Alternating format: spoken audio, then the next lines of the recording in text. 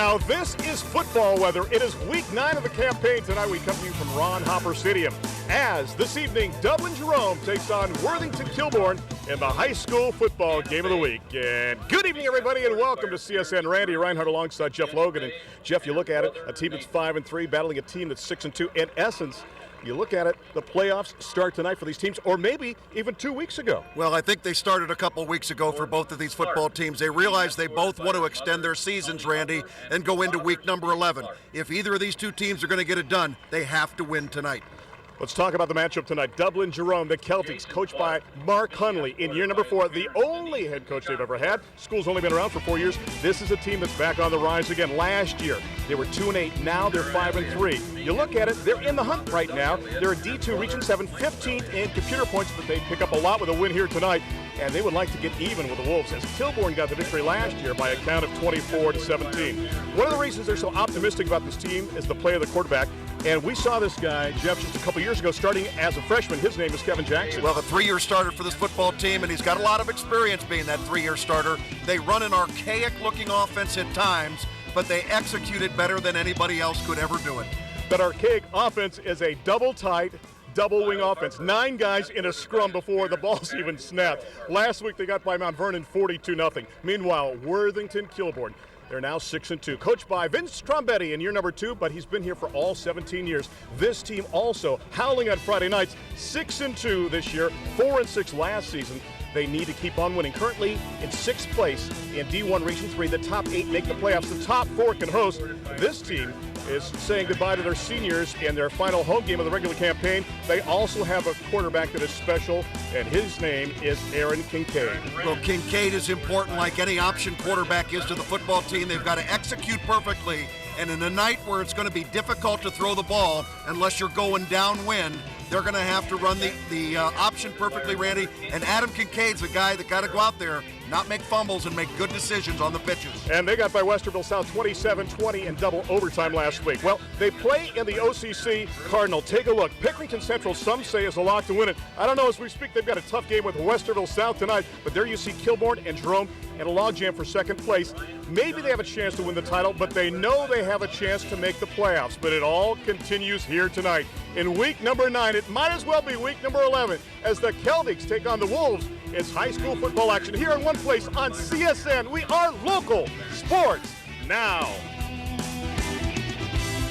Give it to me, 1, 2, 3. Introducing Applebee's new Ultimate Trios. Great taste, great big portions, and a great price.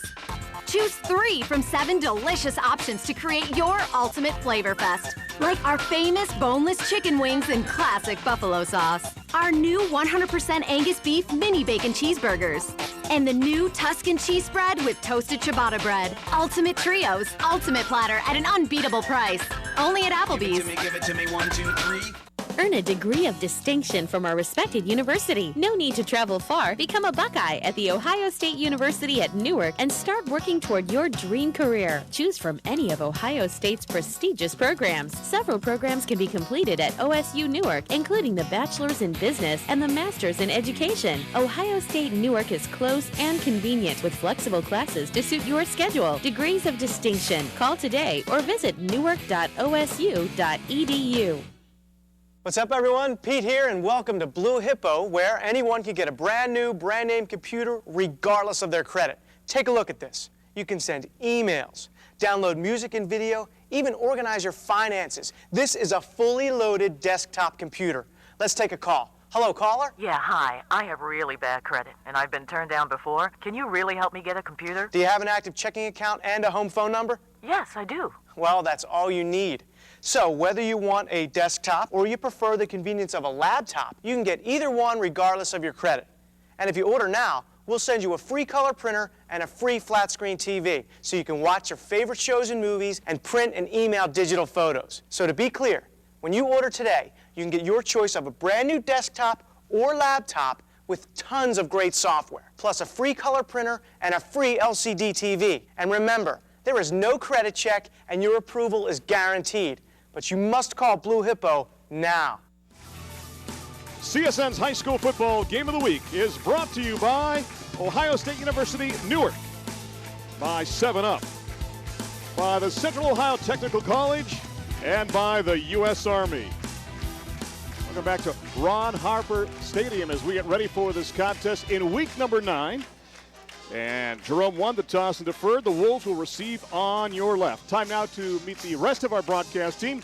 Down to the sidelines now, and our lead anchor, Ray Crawford. Ray? Randy, thanks very much. Dublin Jerome loves to run the football. In fact, 13 different players recorded a carry in last week's blowout win over Mount Vernon. I talked to offensive coordinator Ken Tucker a short while ago. I asked him what type of game he expected tonight. He said black and blue. If Jerome wins tonight and wins out, beating Westerville South next week, they will record a 7-3 record, the best ever in school history. But considering where they're at in the computer polls, they could be on the outside looking in for the postseason. With more from the Kilbourne sideline, we go to Gary Berry. Thanks, Randy. Thanks, Ray. These guys it's do or die for Kilbourne. They got to run that option to perfection. They have, and how perfect have they been? Each back in the backfield has over 400 yards rushing, and it all starts with quarterback, second-year starter Aaron Kincaid, who has over 1,000 yards total offense and reads that option very well. Back to you guys. Thank you very much. You look at that offense so far in the campaign, and this is a team that is averaging on the campaign 367.4 yards of total offense, but they bend at times, don't break that often. They give up 304.9 yards. So we'll see what happens here in week number 9 as we are just about ready for the start of this contest. Again, Jerome will boot it. And Jeff, is the breeze a factor here tonight as we remind you that the first quarter is brought to you by the National Scouting Report, professional guidance for your student athlete as they explore the next level. Randy, I'm looking for a hard-hitting affair. Ray talked about it at the open there. Black and blue, yeah, that's what this one's all going to be about. Ben Casper with the honors. It is high, it is deep, and will it break the plane or does it exit? It goes out of bounds inside the 1-yard line.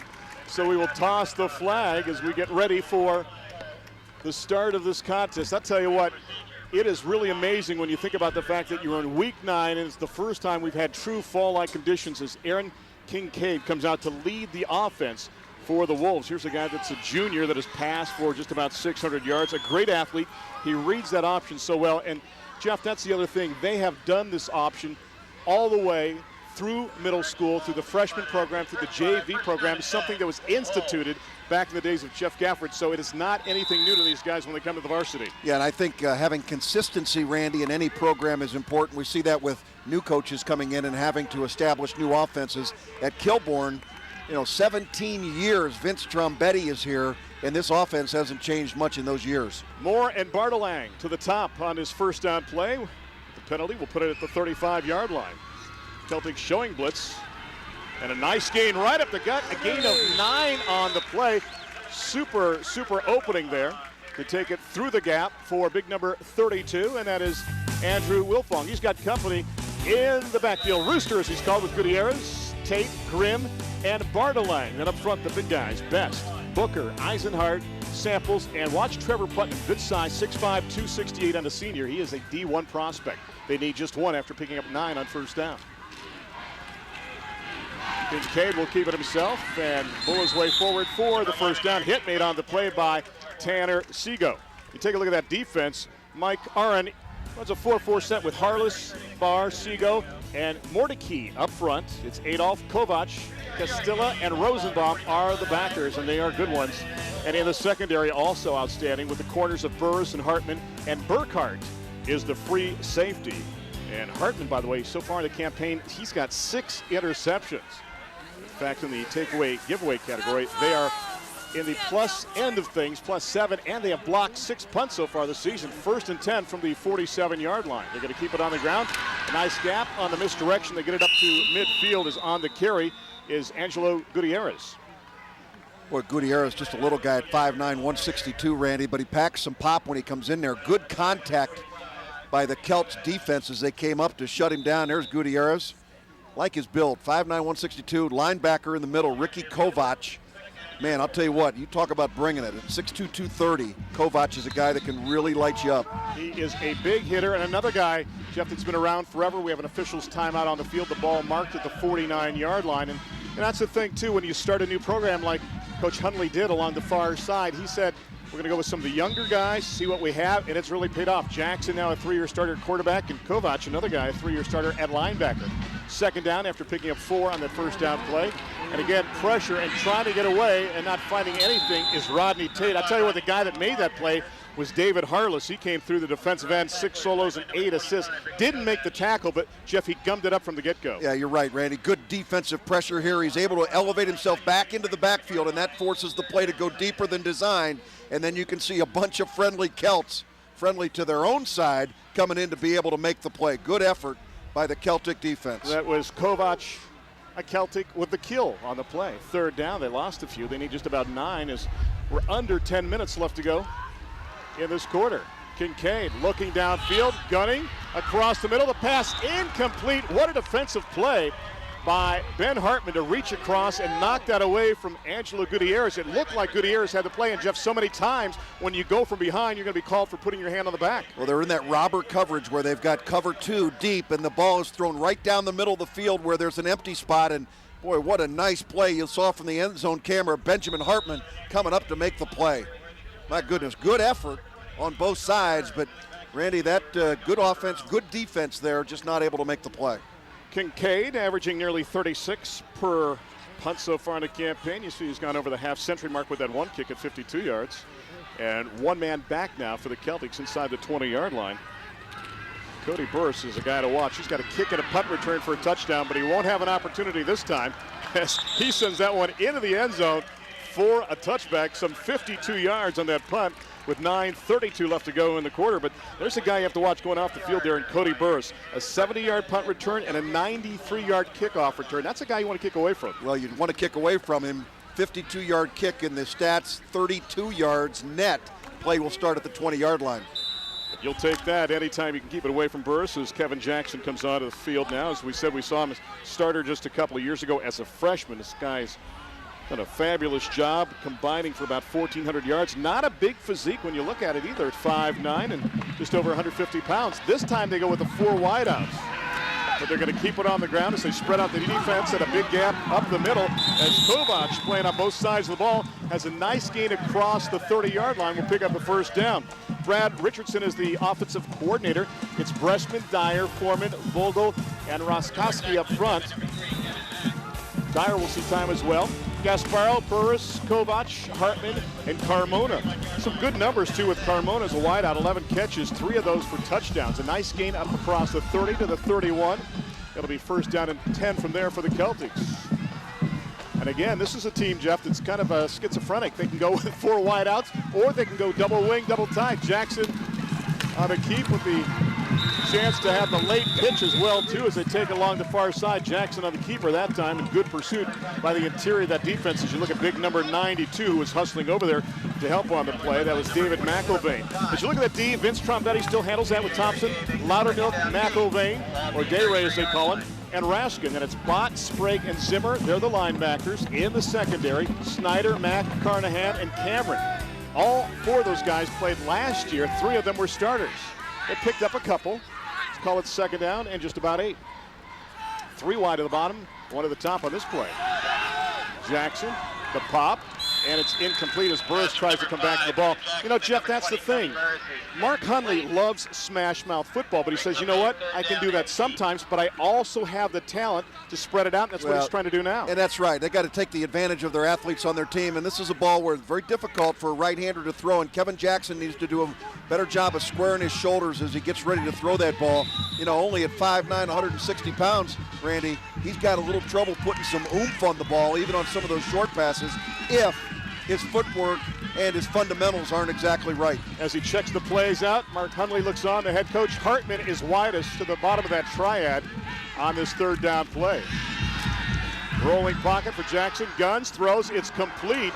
Nice job of Ben Hartman saying, I will make the catch and I will suffer the consequences as he falls toward the sidelines, making catch number 11 on the campaign. Well, the fundamentals, again, perfect this time. He was a little weak before. Now watch, square the shoulders to the line, and he's able to deliver the ball on the spot, and he's got Ben Hartman out there, catch number 11 on the year for number 3. Good effort by that young man. Numbers on Hartman as Cameron had the hit to end the play. This time the trio of receivers go to the top, again from the gun formation for Kevin Jackson. And it is Kovac, and Kovac is going to be bent back. He got up to around the 44-yard line. There were a trio of defenders there, including Tyler Thompson to help make the hit, a guy with 8 solos, 17 assists.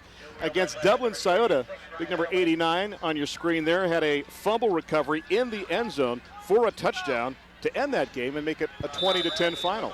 It's interesting, this Celtic team will not huddle unless they have to. And they just kind of send plays in from the sideline, Randy, and they pass it along. They play telephone. Pretty much. It's passed on from guy to guy to guy, and finally it gets to the quarterback. Pretty soon everybody knows what the play is. You hope it's the same play, though, right? You certainly hope they have good communication. And then they needed 9. Jackson. Ugh! A battle of number 2s as Cameron intersects with Adolph, and it looks like Mr. Adolph is okay. Mike comes up, but again, the price you pay sometimes for going across the middle. Well, the ball sailed a little bit on quarterback Kevin Jackson. Got to deliver that ball ahead of your receiver. Can't make him turn back around like that and expose his body like he did there. I think if Kevin Jackson had that over again, he'd lead him a little bit more, keep the ball down around the shoulder level. I won't forget 2 years ago, as you look at the numbers on Adolph, when we did Mark Hundley and company, he had thrown 47 passes at that point of the season. He said, I didn't think we threw that many. This was a guy a couple of years ago that was nothing but the double wing, double tight. Jackson with a pump. Moves, finds the gap. Can he get to the sticks? Yes, he can. Look at that speed as he cuts it inside. And there's the flash that Mark Hundley was talking about. It doesn't look like he's moving that fast, and all of a sudden he's into a high gear. I'm trying to figure out if it was a design quarterback draw. He gave you the shoulder shrug like he was trying to set up the ball going downfield. It's become very popular with quarterbacks now to freeze those defensive backs. But immediately when it wasn't there, he takes off up the middle. Good comeback block also by Cody Burris, who came back able to make a block without blocking somebody in the back. And now Jackson over 700 yards rushing with that 20-yard gain. Well, if you're a wingback in this offense, you better be able to block or you'll be sitting on the bench. 1st and 10 from the 35, and we see the clock at 6:41. That's Burris in motion. That's Jackson. Boy, you could see there was only one thing he wanted to do, and that was get to the corner. And good pursuit defensively. A couple of Wolves helped to force him out of bounds in Luke Bott and Kevin Mack. That's a familiar football name right there, Kevin Mack. But Bott is a guy they're really high on, Jeff, as a Sam linebacker. Here's a guy that was a defensive tackle last year, and they've really been surprised by his play. Well, he's asking him to play the most difficult side of the field as a linebacker, the open side. You've got to be able to run to the football. There's 44. Luke Bott, and that time the Celts decided to try and challenge his speed. Picked up 3. They need 7 more. Again, a triple set to the bottom of the formation from the pistol set, and the dump in the flat is a forward pass and incomplete, intended for the paws of Corey Gasparo. Gasparo is a guy that has 10 catches, who's normally good in the open field, and that's that old phrase we've been hearing, get into space, and that's exactly what they were trying to do, is get Corey one-on-one. That's probably not a bad one to go incomplete, because as Gasparo went out there to catch the football, he had a lot of people all over him. Kevin Jackson completing just under 40% of his passes. Not an impressive number from a completion percentage standpoint, but his yards are impressive, Randy. 10 touchdowns and only 5 interceptions. Big 3rd down play here. Nearly halfway through the first quarter. First possession for the Celtics. Jackson guns. Pass complete near side. Inside the 25-yard line. Burris has got it, and Burris has the first down. Boy, you know, Jackson looks like a man now compared to the 14-year-old that we saw at quarterback a couple of seasons ago. And very confident, a good move to the outside. And Burris is a guy, you like his combination, Jeff. Good speed, a good blocker, and does whatever he has to. And this time finds the opening on the outside. A good footwork again, this time by the quarterback, Kevin Jackson, finding his receiver. 2 receivers out in the same general area, forcing Kilbourne into a zone, trying to find the right guy to hit him. Does a good job of selecting. 2 to either side, Kovac in the backfield. But Jackson calls his own number inside the 20-yard line and rumbles out of bounds at around the 17. Tag team hit there by Alex Cameron, and big number 30 on the play, and that is Dan Sprague, the middle linebacker who likes intramural hoops. Watch the frustration of Colt Carnahan, 22. He comes up from the safety spot and whoop, misses. Nothing. Doesn't have anything there. Couldn't get through the first quarter without a whoop, could you? Yeah, I had to. You know, Carnahan, the number 3 tackler on the Kilbourne defensive football team. But I'll tell you what, this young man here doing a good job of making people miss. Checking the plays. Now check the balance, here's too. That double tight, Randy. Here we go to the rugby scrum. Double wing, double tight, 9 near the line. Kovac will get the handoff and just burrow his way inside the 5-yard line, make it 1st and goal for the Celtics. That is the set that we saw ad nauseum 2 years ago, and you can see the extremes they show. And also, look at Jackson as a lead blocker, the quarterback. Randy, there's not room for a small child to get through these holes in this offense, yet they're able to execute it and make things happen. Ricky Kovac averaging nearly 7 yards a try, 8 touchdowns. Expect him to go back to 45 here. Purdue, Minnesota, Michigan State, all interested in this young man as a running back and a linebacker. 550 and ticking. They're going to find the seam on the right side again as Kovac and company try to get it into the end zone, as that time he's down to around the 1-yard line. But boy, that is a tough thing to defend, Jeff, because you only see it from Dublin Jerome. You mentioned it in your pregame show, High School Game Night with Mark the Shark, that you can hear on 103.9 and also see on CSN, that it is something you do not see that often, so it's hard to defend. It's very difficult, Randy, and they talk about putting so many people in the box. It'd be difficult to stop this. It's just so darn crowded in there, you don't know who to tackle. Is it Jackson time or is it Kovac time? It's neither. It's touchdown time. Jackson, not the guy. Kovac, not the guy. Instead, they hand it off, and taking it into the end zone is Tyler Mordecai. And it's now 6-0 Celtics. You can see the push there. Number 46 getting the football. Mordecai, 6'3", 210. Man, Randy, I'll tell you what, they got some big guys in that backfield. And this 7-up extra point attempt brought to you by Walmart. The snap, the kick, and it is perfect, as that time Mr. Casper nails it for the 28th time in 32 attempts. The Celtics on a roll. Can the Wolves come back? We'll find out together here on CSN. We are local sports. Woo! We stripped out all the artificial flavors and preservatives. With 100% natural flavors, it now tastes better than ever. Glory, glory, you can give refreshingly crisp 7-Up. With 100% natural flavors. Stop by Walmart today to stock up on 7-Up and Sunkist and see what high school football matchups you can catch weekly on CSN. The U.S. Army Reserve takes a different kind of strength. The strength to help people one day and lead people the next. The strength to build confidence one day and build knowledge the next. The strength to improve your country one day and your career the next. The strength to be both a citizen and a soldier in the U.S. Army Reserve. There's strong, and then there's Army Strong. Find out more about the Army Reserve at GoArmyReserve.com. Homeowners, has your adjustable rate mortgage gone up? Way up? Fix it at Zoom Credit. At the speed of light, get a fixed interest rate that's refreshingly low. With one application, you'll receive up to 4 offers from our network of lenders. Apply now at 95zoom.com. Go to Zoom Credit for home purchases and refinances, car loans, cash advances, consolidate your debts, and save money every month. Apply online at 95zoom.com for low-interest credit cards. Zoom Credit even has credit cards that help rebuild your credit. Everyone is approved. No matter what your credit score, go to Zoom and watch it soar. Apply online at 95zoom.com. That's 95zoom.com.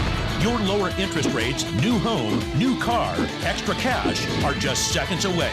Apply online now at 95zoom.com. Zoom Credit. People tested, credit approved. Lenders, join the Zoom Credit Network today. It is 7-0 in favor of the Celtics here at CSN, and the Columbus Sports Network is available on Time Warner Channel 78, Insights Channel 78 and 524, on WOW 97, over the air as well on Channel 32. And again, the ball is going to be kicked out of bounds. And the most disappointed guy right now is Colt Carnahan. He was looking for a return, but instead will bring that ball out with 5:08 left to go. And the Celtics making a statement, Jeff. The first time they touch it, they go 80 yards and get the touchdown. Well, we heard Vince Trombetti, talk about his defensive football team, speaking about the Kilbourne Wolves, that they were a bend but not break kind of a team. Well, that time they bended, certainly, Randy, but there was some break in there too, but mostly because of the great execution by the Celtic offensive football team. Adam Bartlelang away wide of the top. There's a slot to either side, motion in the backfield. That is Tate who gets it. He gets that momentum going towards the line of scrimmage. And, you know, he is not a big guy, Jeff, but Rodney's got some good strength as well, too, as he gets it out near the 40-yard line. Normally you don't talk about a guy being strong at 5'7" and 184, but he's rushed for nearly 600 yards. And you look at that drive we talked about, took about 4.5 off the clock as Mordecai. Interesting pronunciation, the last name, but Mordecai is how it's pronounced as he takes it in for the touchdown. Looks like we've got an injured player on the sidelines, and the officials are going, even though it's happened out of bounds, Randy, and it is Rodney Tate coming up lame after the play. In the first drive for the Wolves, Randy, 4 running plays by 4 different running backs. Help. We got no backside help, all right? Which means, Rhino, get your butt running downhill. As soon as you see the that is ball Vince go away, Trombetti, the head coach, but right now acting as the D coordinator, which he is as well. They lost the handle, but Kincaid got on it at the 40-yard line. Again, that's one of the things that's occasionally a problem with that option, Jeff. You have to make sure it's in the belly of the running back. Also, the running back has to know that he's supposed to carry the ball in the play. Well, let's see if we can see. You can see he puts the ball into the belly, but that's the quarterback's responsibility. Now, the running back does not clamp down on it, but man, I'll tell you what, they have run this play. The repetitions of these plays dating back to August when they first got together, Randy, have to be in the thousands. So, you know, it's not something that you can take lightly. You got to pay attention each time, but these guys have practiced it over and over again. I want to ask you about that after this play, how much you had a chance to see the option in high school or college. They're halfway home. They need 5 more from the 40. Nobody violated the neutral zone, so we'll keep playing. The handoff and a gap up to the 44, maybe the 45-yard line, as it is Wilfong on the carry. And there's another guy that gets overlooked, 665 yards on the campaign. But, Jeff, as we look at this again, how often did you see the option? Were you doing that much in high school? Yeah, we were. There's Rooster Wilfong coming up the middle. We did run the option both in high school and at Ohio State. If you remember back to the Archie Griffin era, that's when Ohio State went to the I formation. And really with Cornelius Green at quarterback, Pete Johnson or Champ Henson at that fullback, yeah, it was a true option, but you had the ability to run power football as well. Grimm way wide to the top, a wide out to the bottom, 2 slots as well too, and it'll be Kincaid on the keeper. Kincaid will get maybe a yard up to around the 47-yard line. Down to the sidelines we go after that hit on the play by Christian Castilla, and here's Ray Crawford. Ray? Randy, thanks very much. I want to talk about number 7 for Jerome. That's Marshall Burkhart. Now, Marshall, very interesting story here. One of his interceptions has been nominated on UPS.com. That's right, UnitedParcelService.com. You can go there and vote for his interception. If he's elected the winner, the school gets up to $10,000 he can donate to any program. What's also interesting about Marshall, he's a great all-around athlete.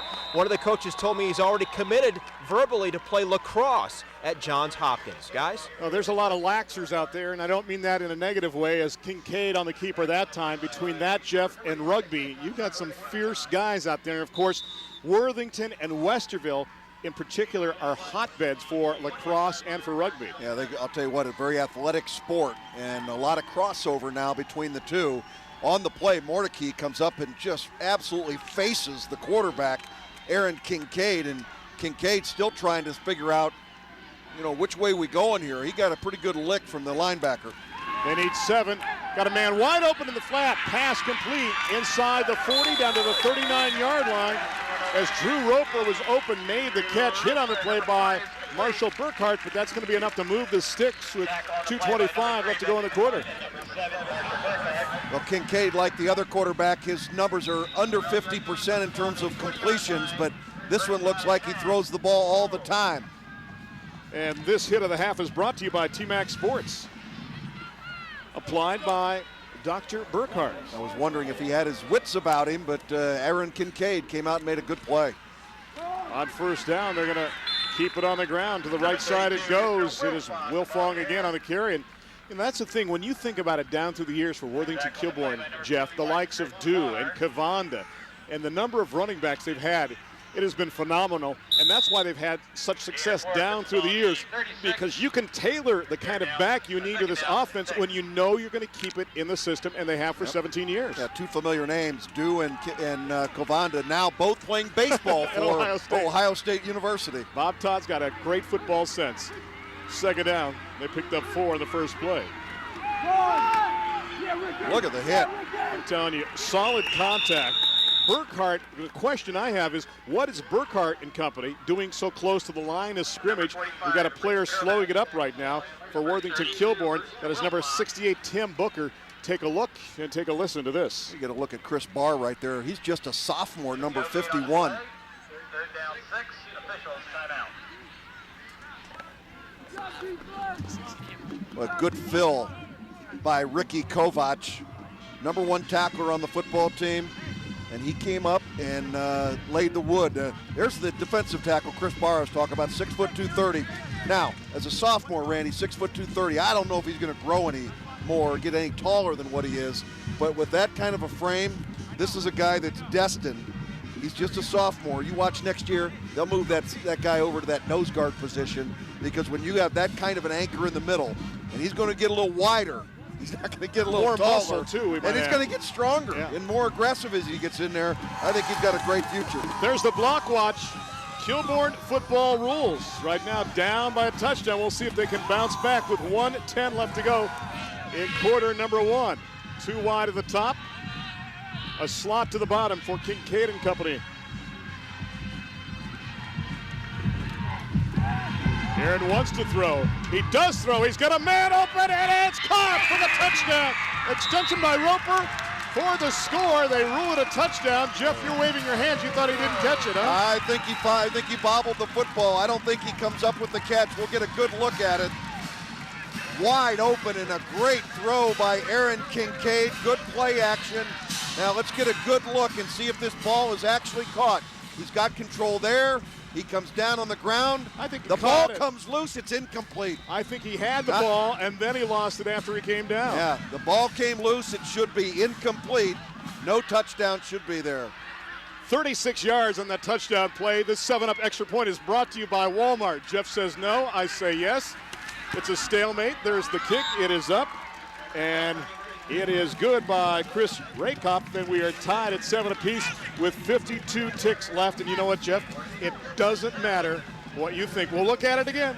But they ruled it a touchdown, and that's the way it's going to stand because we've opted not to use video review tonight. Yeah, no question he caught the football. There's no question he's got his hands on the ball, and as he comes down, you can see the ball comes loose right there as he hits the ground. The ball is clearly loose at that stage. He goes back to catch it. No question in my mind. He had the ball in his hands here, but as he pulled it back in, hit the ground, the ball comes loose, incomplete. That is one smoking wolf, I'm telling you right now. Kids, don't try that at home. We are tied at 7, 52 seconds left to go. Either way, it's going to go back to the Celtics, and the Celtics have possessed the ball just one time in the quarter, and they took it 80 yards for the touchdown. Huge contest. Again, resetting for you. If you're just joining us, Dublin Jerome is 5-3. Worthington Kilbourne is 6-2 as you look at that drive of 65 yards in just less than 10 plays in just over 4 minutes as Roper makes the catch. But in essence, the playoffs have begun for these teams. The winner still with a good shot, especially Kilbourne. The loser, especially if it's Dublin Jerome, is out of the mix. But Jerome trying to fight for their playoff life right now, currently in 15th in D2 Region 7. And again, Kilbourne currently in 6th place in D1 Region 3. The top 8 make the playoffs. The top 4 get a chance to host. As Roper makes a touchdown catch, he now sets a new long for himself on the season. His prior long was the numbers the other way around, 23. This one is 32, and this is Burris from the 2. Up to the 25, returns at 23 yards with 45 ticks left to go. And we'll see now what the Celtics can do. And if you're just joining us and you don't know anything about Dublin Jerome, even though it looks like Boston Celtics, they pronounce it Celtics, which if you go back to the dictionary in the old version of how it's supposed to be pronounced, indeed, that C is a hard K sound and is pronounced Celtics. Third high school in the Dublin area. Randy, just what, their 4th season now? This will be the first seniors to graduate from this school that have been there for all 4 years. From the 25, it is Jackson time as he hands it off, and they'll pick up about 3 on the play. Well, that's the thing. They've got 3 high schools, and it's just the wave of the future as Burkhart on the carry at that time, because Hilliard will have 3 in a couple of years. Next year, Olentangy will have their 3rd high school as Olentangy Orange will be joining the mix. And Tony Milano, our old friend, will be the AD there. 20 ticks left in the quarter. It needs 7. Again from the pistol set. And Jackson will keep and get it across the 30-yard line before he's brought down. Boy, great pursuit defensively. One guy I've kept an eye on so far tonight is Tyler Thompson. As a defensive end, he is very, very active, and that'll do it for the first quarter. Each team with a tally. Jeff disagrees, but on the scoreboard, we're tied at 7. Kilbourne and Jerome. This is the high school football game of the week here on CSN. Get the degree, get the job. Get the point? Central Ohio Technical College offers high-tech degree and certificate programs in a friendly, community-focused environment. Get started on a rewarding career in sales and marketing, digital media, nursing, forensic science, and many more. And COTC is one of Ohio's fastest-growing colleges. Get the degree that gets you the job. Call Central Ohio Technical College today or visit cotc.edu. How would you like to run a business of your own from the comfort of your own home? It's not as crazy as it sounds. I made over $100,000 a year from my home. I just made a down payment for our vacation home, working part-time. Yeah, you have to be crazy to visit this website and find out how to start your home business. Crazy like a fox. Log on and get your success kit. I made $5,000 yesterday. Crazy? I don't think so. Log on now. Planning missions, outsmarting the enemy, then eliminating them. It's what I was programmed to do. Train in game design, and you could create characters like me and this world I'm trying to save. The game industry is booming. And at Westwood College, their mission is to prepare you for a career in games. Train online, 800-317-6890. That's 800-317-6890. Call now. Hi, I'm Heather, and I hope that last commercial inspired you to call this number and ask for an informational brochure on career training. If you're thinking about a new career, I'll bet you have some questions, and our brochure will give you some answers. We'll take your call 24 hours a day, all night, and weekends too. So what are you waiting for? Right now is a great time to call. Train online, 800-317-6890. Call now. Campaign is Martin Company. Look on, tied at 7. Third down play here for Company. Rolling, gunning, tough pass, and incomplete, but there's a hanky on the play. The pass was intended for Robert Carmona, coverage by Alex Cameron, but it's going to draw the flag from Chuck Curley and Company. Yeah, it looked like Cameron got to the party just a little bit too early. They're going to throw the flag and create the first down situation for the Celts. Would have gone incomplete, Randy. Would have been brought up a punting situation had there not been the interference. Pretty good coverage there, but just the contact came too early. Here's Chuck Curley.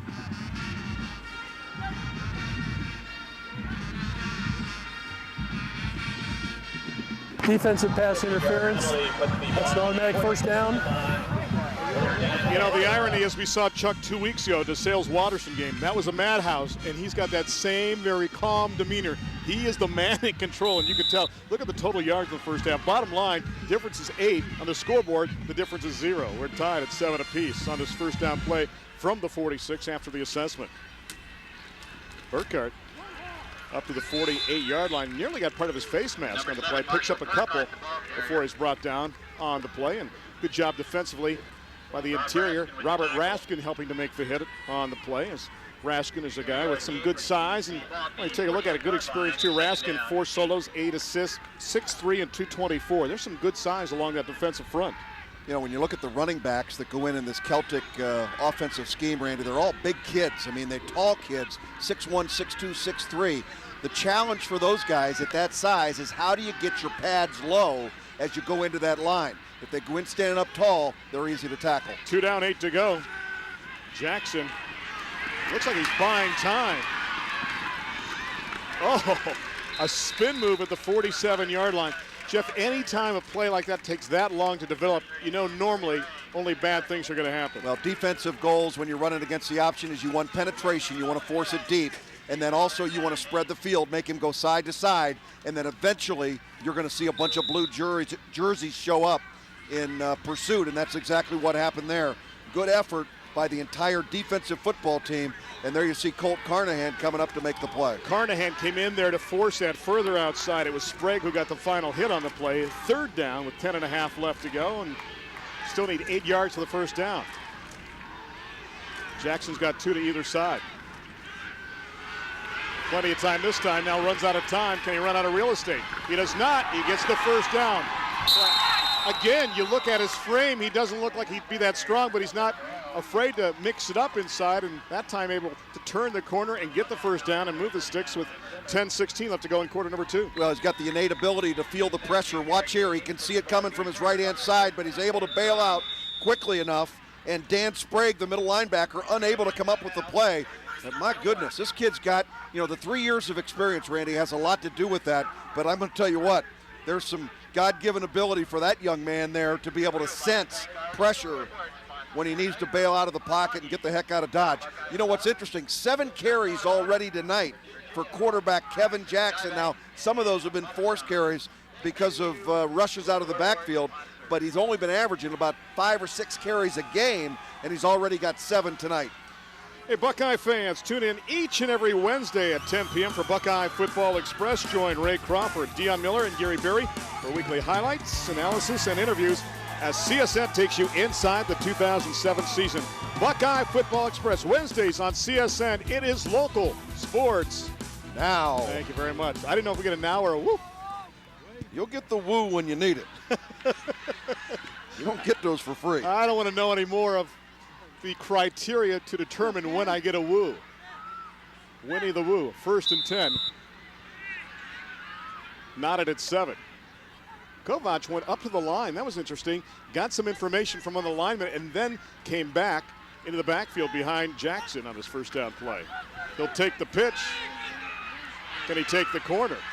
He'll take the spin move. Got down to the 31 before they undercut him right there. Great job defensively coming up to make the hit by Luke Bott, the outside backer. Down to the sidelines we go, and Ray Crawford, Ray.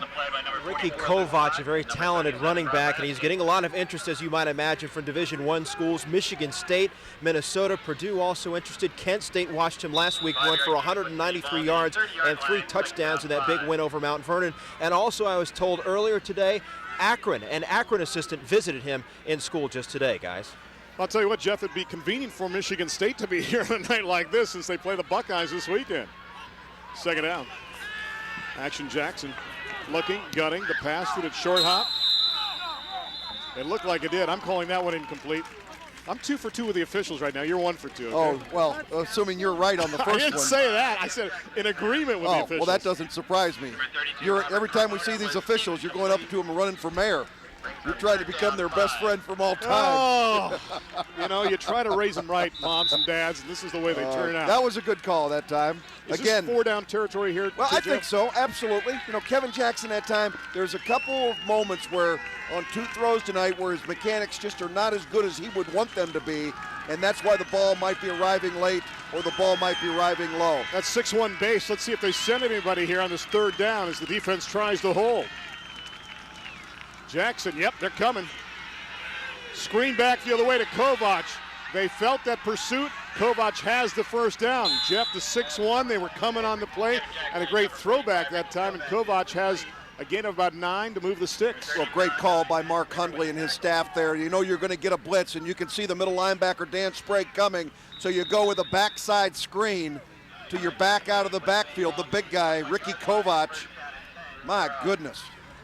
Good effort that time. Randy, I don't have a catch for Kovac. That's a second. I was going to say, I don't have him being a receiver at all, so they didn't think about him coming out of the backfield. Gave him no look whatsoever. Here we go, smash mouth time, double wing, double tight.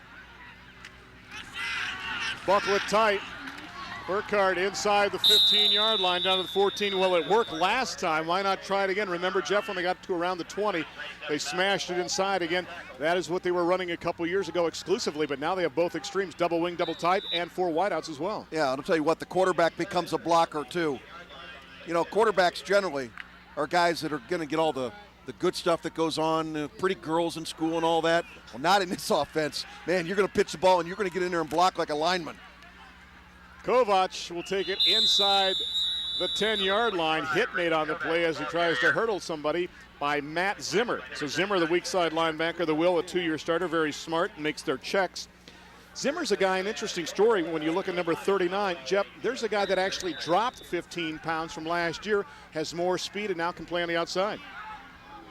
Good commitment by that young man. You can see the excitement and a little bit of confusion over there on the Wolves defense. First and goal from the 9.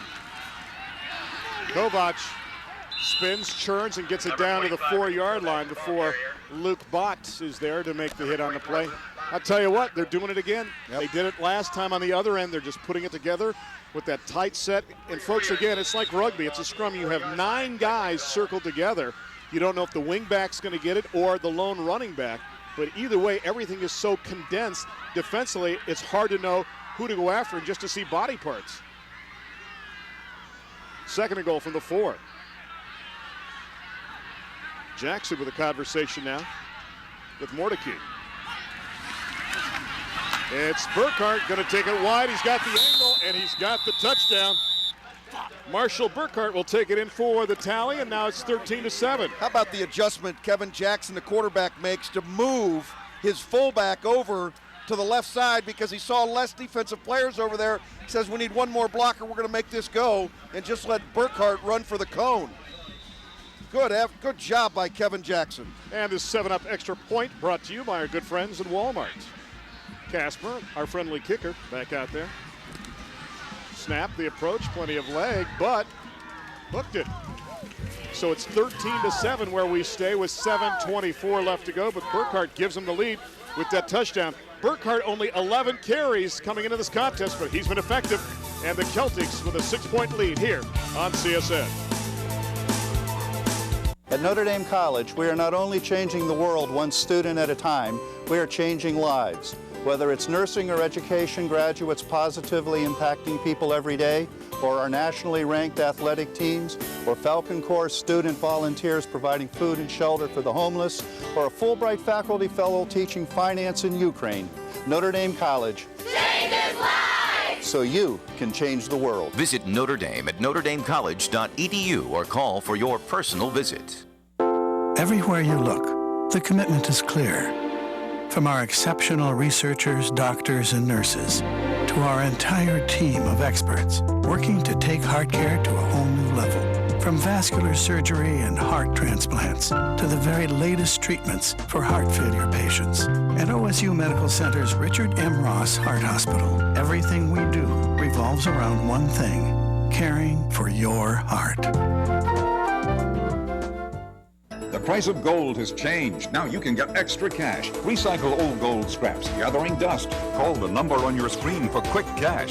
The Gold Kit is absolutely free. Send old rings, charms, dental scrap, and more. I got $600 for my scrap gold. It's easy. Call the toll-free number now. We'll mail you the kit and payment information with a check to follow promptly. Gold Kit and postage are free.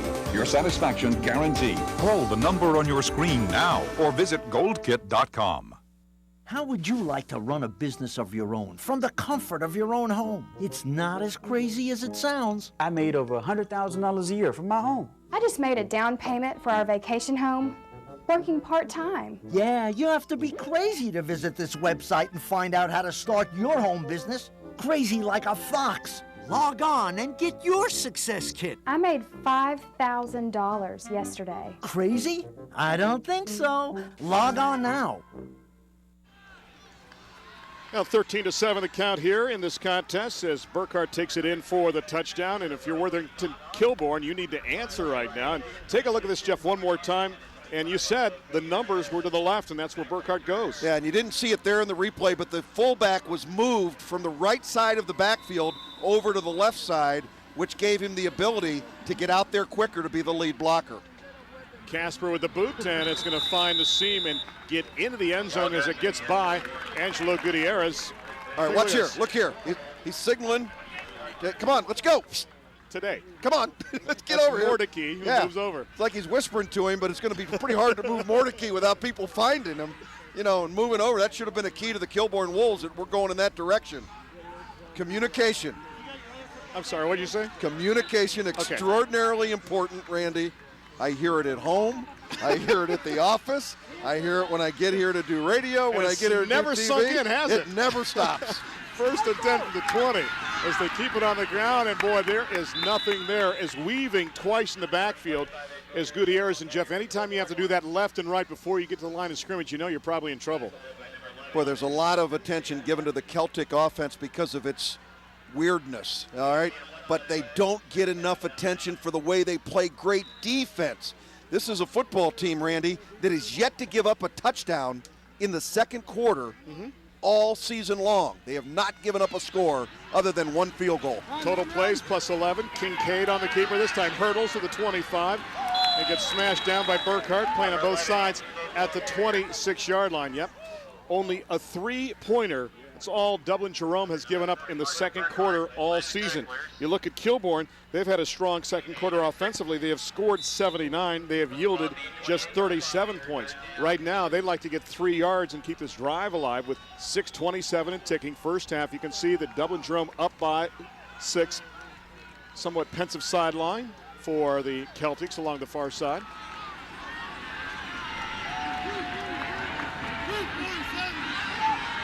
A slot to either side. This one's taking a long time to materialize. They're going to keep it on the ground and find the seam across the 30. Look out. Here goes Gutierrez down the sidelines. A nice cutback inside the 35. They try to strip the ball all the way down to the 30-yard line. It was pretty obvious that Corey Gasparo was just trying to rip the ball out of his hands, but when he tried to do that, they were able to pick up another 5 yards on a great run by Angelo Gutierrez. Well, I'll tell you what, you don't want to go live in the past, but that was reminiscent of the great Kilbourne plays with this wing tee where they're able to give the ball to Gutierrez. Looked like Kovanda coming around from a couple of years ago. Open ground, and now he's off to the races. And had there not been an angle with the safety to come over there and make a play, Randy, he goes the distance. 42 yards on that game for the young man who likes creative writing and creative football, it looks like, as well. On the first down play, is there a seam there? Yes, for about 3 seconds. Just trying to turn the corner is Ahmed El-Haq Musa, and he will get it maybe for a gain of 2 on the play, but when he was pushed back, Jeff, it was closer to a gain of almost only 1, so it'll be second down and 9 from there as you look at the numbers on Kovac and company, and well, what a job he has done. He's a 3-year starter, folks, already as an inside linebacker. He likes math, the Spanish club, and tell you what, you look at his numbers, they are impressive. His dad, in fact, was a linebacker at Kansas, so he knows about college football. Second and 9 from there. Traditional eye back this time, and they dump it back on the pitch, and Kovac and company say that is enough for you, Mr. Gutierrez. 42 last time and maybe 1 on this play, and that's it. How about the motor that Tyler Mordecai and Ricky Kovac have? They got an excellent. Speaking of motors, let's go to Gary Berry. GB, what do you got? Coach Sean Betty's been very impressed with the way they've been running the option this year, especially with the play of Andrew Wilfong, who has been blocking very well from last year and who has started his campaign at linebacker before he injured his shoulder. When he came back off the shoulder injury, they tried him out at fullback, and he hasn't looked back since. Guys? And guess what? The handoff goes inside to the aforementioned Rooster, and Wilfong has it for a nice gain. Will move the sticks with 4:18 left to go. That's hard to believe. You bang up your shoulder. Son, you're not going to play linebacker. You're going to be our fullback instead because we have a need there. And because of the need, he shows the speed, and he's very productive. Well, some kids just like to play. And if you can't play one spot, just find a place for me to go, Coach. And again, this Celtic defense yet to give up a score all season long via touchdown in the second quarter of play. Gain of 13 on the play. Pat Moore is in a different area code way wide at the top. Just to spread out the defense, Kincaid trying to dance inside and gets inside the 10 to around the 8, maybe the 7. And, Jeff, that's the play that when you watch from up here, you go, how does a quarterback do that? Because it looks like there's absolutely no seam, yet they're able to maneuver left and right and find that little squirrel opening there and pick up a nice gain. Look at the tackle made on the fullback that did not have the ball. That was David Harless. Now, you could say, well, what the heck? He's made the wrong play. No, he didn't. He's got assignment football. He takes out the fullback whether he has the football or not. Gain of 6. Well, I tell you what, they keep it on the ground that time, and nothing there for Wilfong as he got waylaid. Waiting for him was Jonathan Vogel. Vogel was just sitting there, the defensive tackle. And you want to talk size? Let's go 6'4" and 275. And here's a guy that was injured earlier, but looks to be pretty healthy right now. Yeah, you put him in the middle there in short yardage situations, and it's tough to move him out. This is a big defensive line right now in there for the Celts. They've got to get the ball wide. Speaking of Kilbourne, you cannot run it up the middle against that defensive front. Moore and Bartelang to the top. Big play here on third down. Kincaid on the keeper, and the ball squirts free, but they're going to say it was down before it was recovered by Connor Rosenbaum. The outside backer, so they're going to mark it down and around the 6-yard line. They fake up the middle to the fullback. Quarterback's keeping this ball all the way. There's no option. And let's see if the ball comes loose before he gets down on the ground. All right, Mr. Mayor, what do you say on that one? I would have to see it one more time. I couldn't see the knee because there was a body underneath him. So if I could see it again, I'll let you know. They called that one down by contact. What I don't understand here is what are they going to do for it on a 4th down and short? Take a look. There's Kovac with the rip and brings him down. And the ball's loose right there, probably a fumble. His knee is not on the ground. They're going to show a field goal attempt. Let's see if it's for real. And we have whistles before the kick by Chris Rakoff, who, by the way, is 4 of 9 on field goals with a long of 32. Kilbourne took a timeout, Randy, before the play. I don't know if they thought that they were going to get into a situation where they're going to get a delay of game, but Vince Strombetti took a timeout. You know, we've seen at the professional level and now some of the college level where they're actually taking timeouts right before a kicker. But I hate that. But I don't know that you're necessarily going to try and freeze your own. I'll tell you what, I would take the penalty, if anything, if you're going to kick the field goal because it makes the angle better. On top of everything else, 4th and less than 1, I wouldn't think you would not maybe contemplate about going for it. Hey fans, tonight's High End Zone View is brought to you by Straight Up of Delaware. For more information, go to straightupequipment.com. Our thanks to the folks at Straight Up for that view that you get. You know, when you think high school football, I don't think you think of some of the things that we do at CSN. And our producer, Jimmy Ray, and our director, Sam Torrey, and the entire crew, Eric Grubb, our head of remote operations, put together the best equipment and the best crew that you can find, and we are honored just to be a part of it. When do we get rides on that thing, though? You have $1?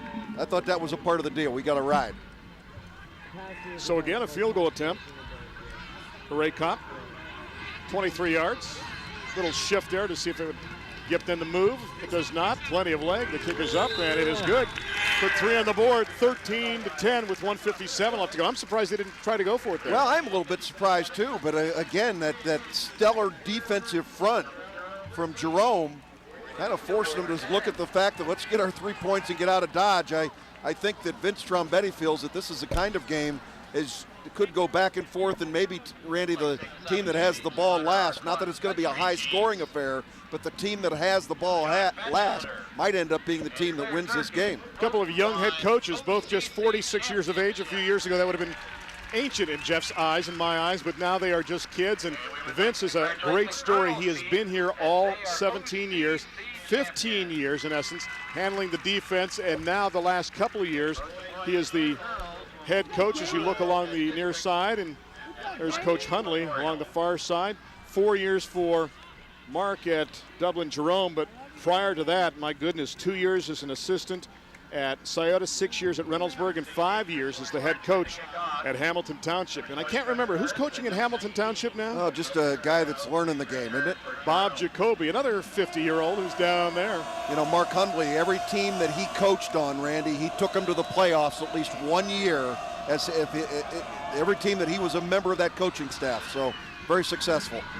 Christian Sorensen with the boot, and the return starts for the 23 up across the 30 to the 34-yard line, and that's where they will start after Christian Castillo makes the return, and the Celtics will get it back. 1:49 left to go, and we'll see if they go with the smash mouth style or if they go 4 wideouts. Fans Division III football action continues on CSN this weekend. Saturday, October the 20th, the Capital Crusaders travel to Otterbein to take on the Cardinals. And also on the 27th, see the Purple Raiders of Mount Union as they take on Capital from Byrne-Lohr Stadium. The games air at 9:30 Saturdays, and again at 7 o'clock on Sunday. Yours truly and Matt DeRazio with all the action, so check it out right here. D3 football, Capital, Jeff, doing it with incredible defense. Number 2 in the nation. Celtics very slow getting onto the field. I doubt they'll get this playoff. Jackson to keep. And he finds an opening up to the 40-yard line. Well, remember, too, that Jerome won the toss and deferred, so they will have the ball to start the second half. You're up by 3. Kilbourne only has 1 timeout. Are you, in essence, saying here that you're content to just milk the clock? Well, this drive plus the one you're going to add to it at the end. There you go, in the double tights. Again, Randy, this is not necessarily their short yardage offense, and we've got a flag on the play. You know, I just wonder if we had somebody in the neutral zone or somebody move, because everything was so compressed. Sometimes as a defense and an offense, you have a tendency to ignore that neutral zone because you have about 17 or 18 bodies in a very short space. Let's see what Chuck Curley has to say down on the field. Prior to the snap, encroachment on the defense. Yeah, I didn't see a neutral zone. I saw everybody together, and that was the call. And again, that formation will do that to you. They bunch together, so sometimes you have the tendency to bunch together and negate that neutral zone, if you will. So mark it up to the 45-yard line, 1:18 left. See the penalties so far? None for the Celtics, just 2 for the Wolves. They're going to pass out of it and look long downfield for Burkhart, and he makes the catch. You never know with those Dublin teams, do you? Remember Kaufman last year, a long pass to Marshall Burkhart, and they are sitting on 3 timeouts and a 1st and 10, Dublin Jerome. There's nothing else, nothing about short yardage in this football team. You got to play defense here. You going to make the play? No. You got to get closer. My goodness, I can tell you what, Kilbourne was not expecting them to throw the ball deep on that play, Randy. But a flag for a personal foul, and the flag is back upfield at the 46-yard line. Well, this will be an interesting situation, Randy, because obviously happening a long way away from the play. Haven't seen any signal yet. A long way away from the play, or perhaps dead ball as well, too. Chuck Curley will get the flag from his compadres out there and move it back to the 31-yard line. Yeah, so it's not going to wipe out the play entirely, but it is going to come back dead ball foul. After the play, we had dead ball, personal foul, Dublin Jerome. It's 1st and 10 Jerome. Again, it happened after the play, according to Chuck Curley. So 1:04 left to go, 1st and 10 from the 31. Well, it's their passing formation again, if you look at the numbers of Marshall Burkhart so far for the season. But boy, he's been effective so far tonight, hasn't he? Pitch goes back, and look at the maneuvering of Kovac as he tries to find the opening and fighting for dear life to bring him down. Colt Carnahan was grabbing the midsection and then down around the legs, just trying to bring him down. And now Dublin Jerome will take a timeout with 46 ticks left to go. They have 2 remaining. Yeah, Randy, that offensive formation, first time I saw it 2 years ago, I thought this has got to be nuts. I mean, who would want to play? You never saw it, did you? No, and I thought, who would want to play on this team? I asked Coach Hundley in our pregame show, I said, Coach, where did you get this offense? You know, thinking he went to some like wild clinic somewhere where they were coaching it. He said, Jeff, I got something in the mail, a little card that coaches get from time to time that talked about this double tight, double wing offense, and I decided to respond to it. And I'm going, you got to be kidding. So somewhere out on the West Coast, they found a coach out there that had created this, and he started researching it a little bit, coming up with it, and he just thought, you know what, this is kind of the football I like. I'm going to give it a try. Well, it was Coach White in the Pacific Northwest who had used this, and he started spreading the gospel, if you will. He was kind of akin to what Frank Howe was here in Central Ohio to keep the single wing alive, and it's spread here to Dublin Jerome at least, and it's been effective on a 2nd down and 5. See time remaining upper right. Jackson buying time, and look at that lead on the pass. Wow. That is the experience of a 3-year starter at quarterback, leading the receiver and also leading him towards the boundary. So if he makes the catch, a push will send him out of bounds. Take a look and a listen with 40 seconds left to go. You want to play football? This is what it feels and sounds like.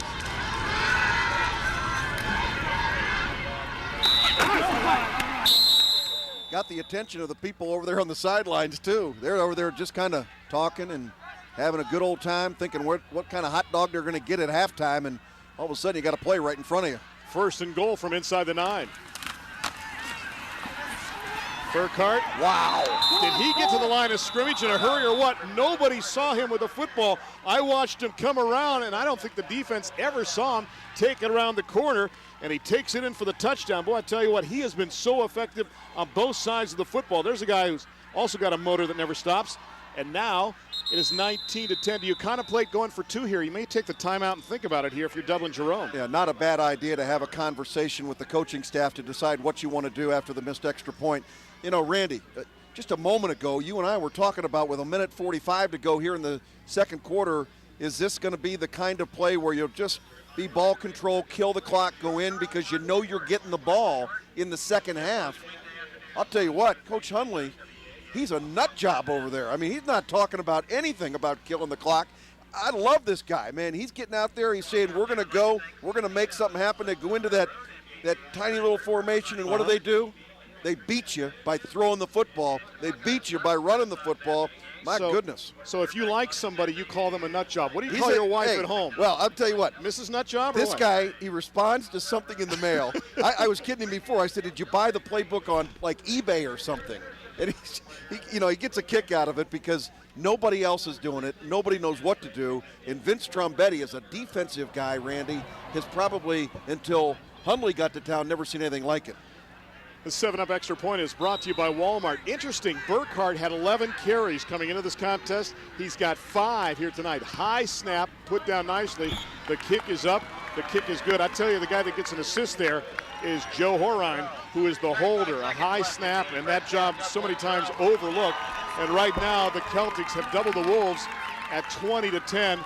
35 seconds left. Each team with a timeout remaining. I think everything is probably predicated for the Wolves on what kind of return you can get, if any, but you'd like to take advantage of this time. Also, if you're Dublin Jerome, remember too, you get the ball to start the second half as well. You know, Randy, we talked at the beginning of this game the importance of week number 9, and when you start thinking about computer point madness and trying to project where you're going to go and what's going to happen, the projections on Worthington Kilbourne is clearly the 2 wins would get them in for sure. And the question is, one might not. I mean, that's the big concern as far as they go. And Dublin Jerome, they play obviously Kilbourne tonight, and they've got Westerville South. Jerome is a long shot for sure, but certainly stranger things have happened, and they've got to look for a upset somewhere along the way, with maybe Westerville South pulling off an upset against the undefeated Pickerington Central, which would benefit them. Jeff, I just made a baby smile, so the night is all worthwhile. As I run for mayor. I was going to say, it does not take much to entertain Randy. Well, if you're going to go on for 2 minutes, I've got to find something to do. Casper will kick it along the ground. The pooch kick is bobbled and finally fallen upon by Sprague inside the 25 at the 24. All right, you've got a timeout left. You're down by 10. You've got 34 ticks on the clock.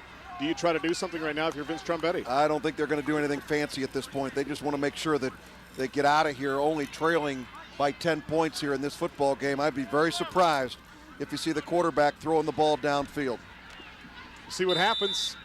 Kilbourne comes in with a mark of 6-2 on the campaign. Their losses were to Lakota East 25-17 a game. They led 17-6. And to Pickerington Central 28-0. Got 2 wide on either side, 1 back in the backfield. They're going to keep it on the ground and spread it out and give it to Wilfong, who will get up to the 28, maybe the 29-yard line. Kincaid looking to the sidelines. Vince Trombetti saying, do you want to go ahead and do something here? The offensive coordinator, by the way, is Tom Weissert. You know, they got dressed up like they were going to throw it downfield, came out in a spread formation, 4 wide receivers, let the clock run. 10 seconds remaining, Randy, here in the first half. And Moore and Bartelang check in at the last minute. Under 5 seconds left. Kincaid is going nowhere as he is wrapped up by Mordecai, and that will do it for the first 24 minutes of action. Boy, a strong second quarter by Dublin Jerome. Both teams trying to make a statement. We mentioned, Jeff, there's almost no buffer zone whatsoever for Jerome. In fact, if they win out, they may not make the playoffs. Kilbourne may be a slight buffer because of the fact that they're 6-2 and number 6 in Division I, Region 3.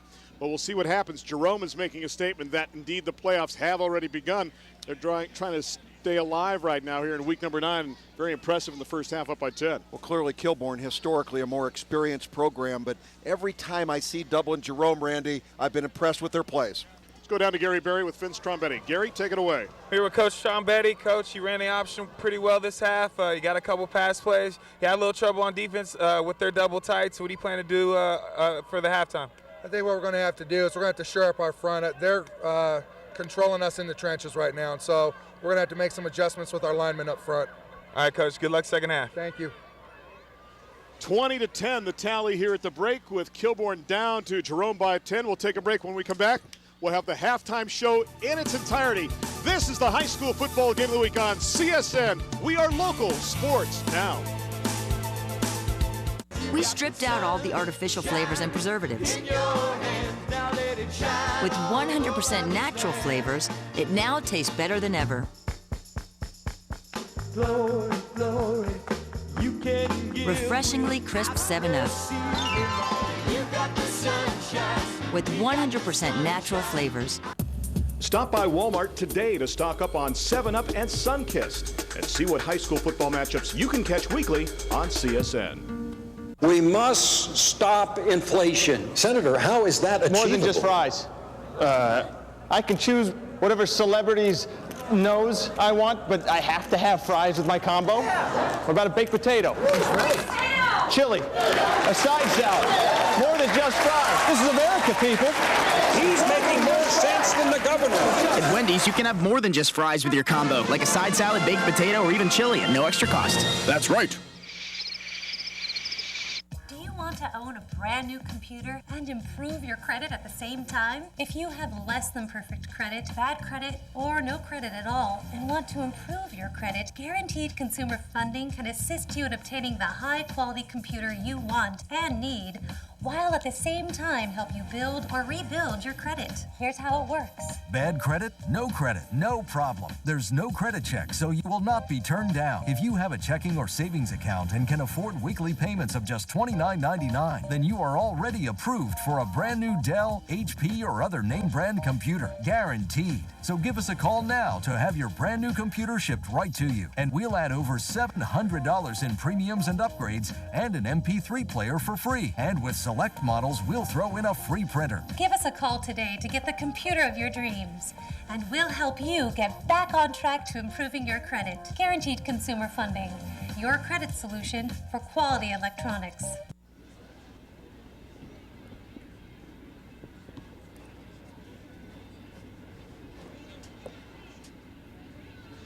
Dublin Jerome on top of Kilbourne, 20-10 here at halftime on CSN.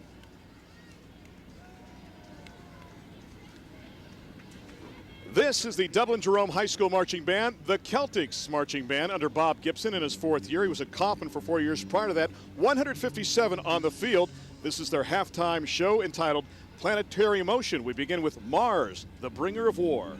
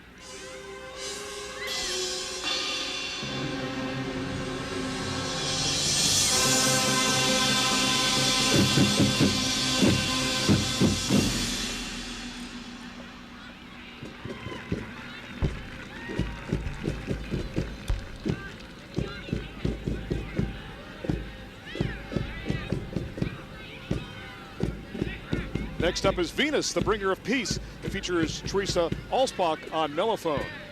This is the Double Jerome High School Marching Band under Bob Gibson.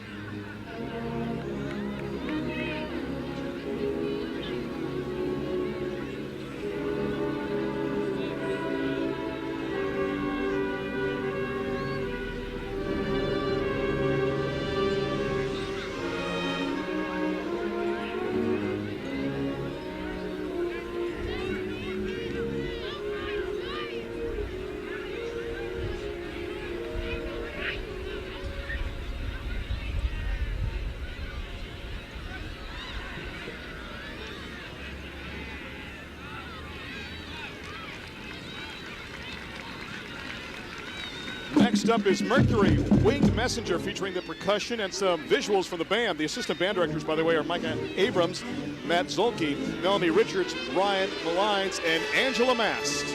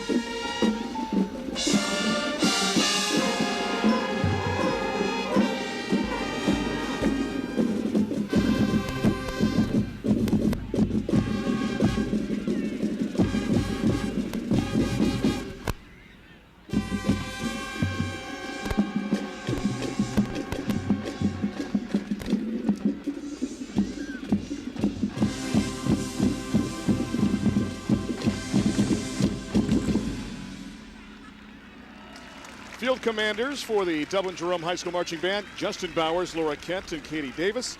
The color guard captain is Meredith Chapikas. The band just performed at the Dublin Showcase featuring all 3 Dublin bands. The weekend of November the 2nd and 3rd, the band will perform in the OMEA State Finals and the Mid-State Band Association Championship. The band would like to thank everyone for their help during Tag Day. For more information on the band, you can hit the net at dublinmusic.org or call 718-8288.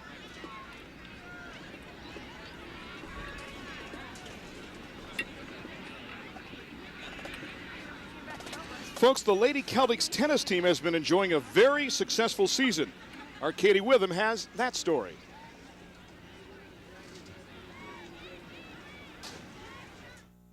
The Dublin Jerome girls tennis team has been serving up aces all season.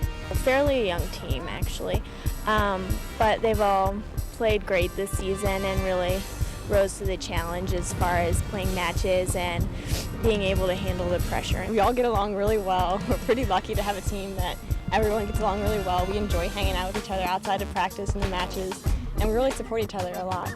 But the season didn't start out so great. The Lady Celtics lost 2 of their top players. One transferred to Dublin Kaufman, the other suffered a season-ending injury. We got drilled after Caroline broke her thumb.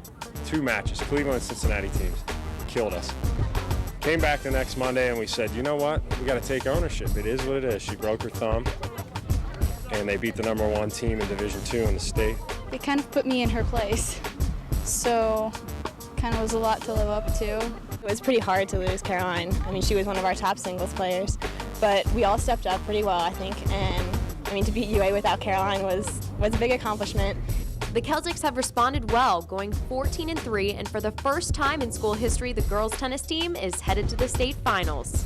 Our goal when I got here, and I lined them up, I said, what's our goal? And they said, I said, our goal is to win it all. My 2 goals starting out this year was to get to states in singles or doubles, whichever I would play, and hopefully win, and then to get to states, the top 4 as a team as well. So both of those have been good so far, so hopefully we'll continue and win states.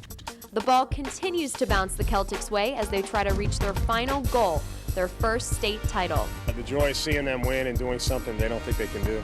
You know, when you play over your head, there's no better feeling in the world in any sport. In Dublin, Katie Witham, Columbus Sports Network.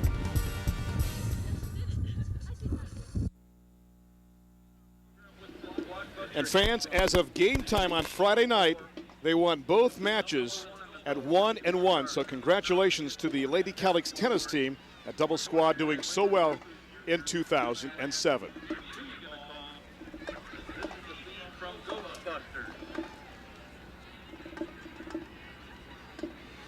This is the Worthington Kilbourne High School Marching Band, the Steppenwolves, under Phil Day in his second year. 83 on all in the field that you can see. Now, assistant band directors Andy Scheuer, Mickey Courtwright, Emily Clemens, and Adam Falter. The field commanders Jenny Nelson and Hannah Bay. It's senior night. The seniors in front there in their normal attire, not band uniforms, and they feature Halloween monster music that the seniors have picked. Here's Ghostbusters with the seniors out front.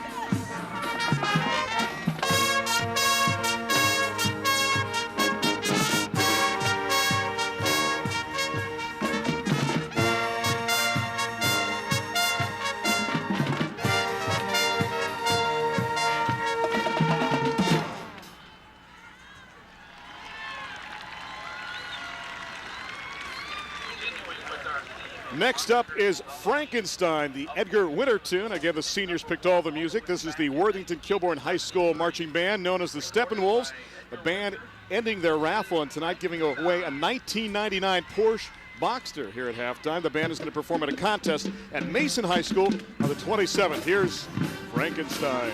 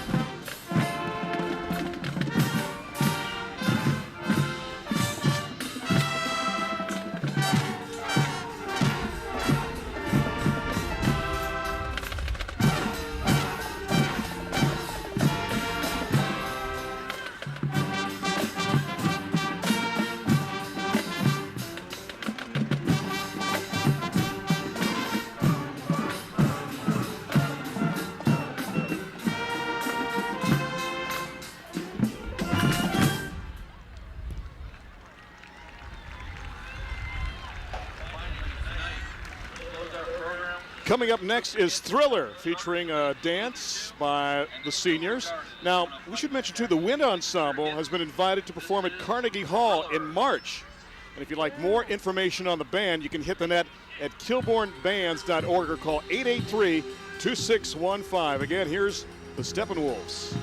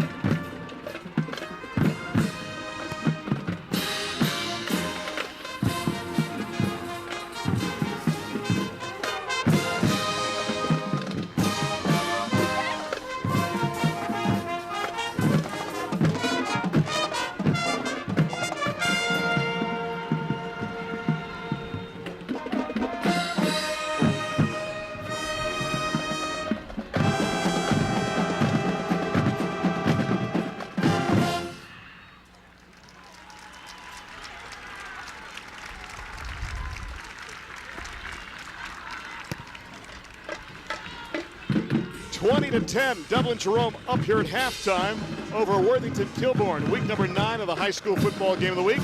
Time now to check out our halftime stats, brought to you by the Central Ohio Technical College. And third down conversions, Jeff, both teams have fared pretty well. Total yardage in favor of Dublin Jerome by just about 60 yards. Well, and I think the difference is when Kilbourne had the ball, Randy, with an opportunity to put 7 points on the board, they had it 4th and 1 inside the 10-yard line, chose to go ahead and take the field goal. That's probably the difference in this football game. They did not convert their opportunity to get it into the end zone for a touchdown. The question is, do we have highlights from the first half? The answer is you bet. Here we go. Mordecai's going to take it in from a yard out as the scrum breaks out. He finds a seam. He gets the touchdown. It's 7-0 in the first quarter, and then Rover and company would answer, Jeff, from 36 yards out. Yeah, and again, nobody touches him as he goes around the corner and basically steps in untouched for the first score. Burkhardt also taking it in for a touchdown. As you look at some of the highlights as they happen throughout the first half, Burkhardt had a couple of touchdown runs, one from 4 yards out, one from 8 yards out. Also, Roper, a 36-yard touchdown catch. And also, we had a 23-yard field goal in the first half in this contest from Chris Raykop as well. 20-10, the count here at the break. Back with the second half of action here on CSN in mere moments. This is the high school football game of the week, and we are local sports now. Every child needs a caring adult, someone to be a role model, someone to show the way. I grew up in a troubled family, but Children's Services gave me a mentor who inspired me. She's a friend. Thanks to my volunteers, my babies will always know what it means to be in a loving family. Franklin County Children's Services needs more volunteers to help more children. Be a volunteer. Maybe you can only do a little, but for a child, what you do can mean a lot. Mike Coleman has received the enthusiastic endorsement of the Dispatch. He can point to success after success, added thousands of jobs, in older neighborhoods, improved or raised blighted buildings, enforced building codes, and made streets and sidewalks safer, funneled millions to aid student safety, and targeted street crime with a special police strike force.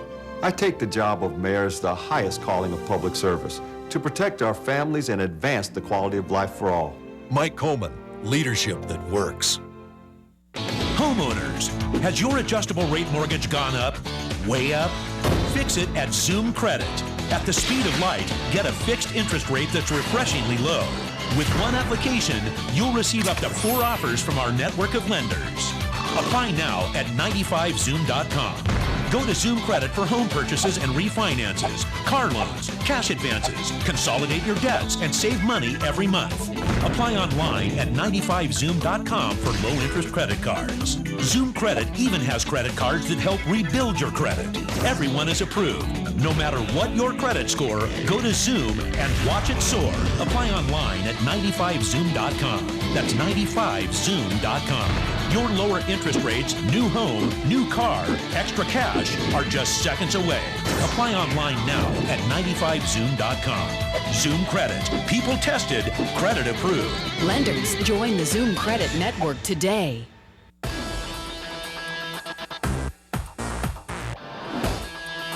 You're watching the Columbus Sports Network. Columbus Sports Network would like to thank our cable partners each and every week. It's Insight, Time Warner Cable, and wow. We're at halftime, 20-10 as the Wolves trail the Celtics. Down to the sidelines and Ray Crawford standing by with Mark Hundley. Ray? All right, thanks very much, Coach. Your team up here by 10 to start the second half. You're going to get the football here. Your offense scored there to close the first half. How important is it to get back in the end zone and score to start the second half? I think it's very important. You know, they haven't stopped us yet, and so we want to kind of keep that momentum going for us.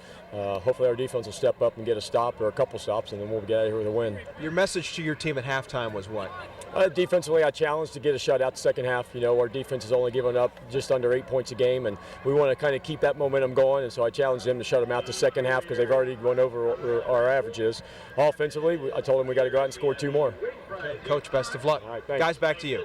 All right, thank you, Ray, very much. 20-10 the count here at halftime. And, Jeff, if you're Vince Trombetti, what do you try to change for your team down by a touchdown and a field goal? Well, they're going to have to gut it out, Randy, because where they're really struggling is you look at the Celts first half possessions, you can see, and Coach mentioned TD. They have not stopped us on these drives, and we've got to go out there and make those things happen. But if you're Vince Trombetti, you've got to win the war in the trenches. They've got to play tougher in the second half because they got pushed around by the Celtic football team in the first 24 minutes of play.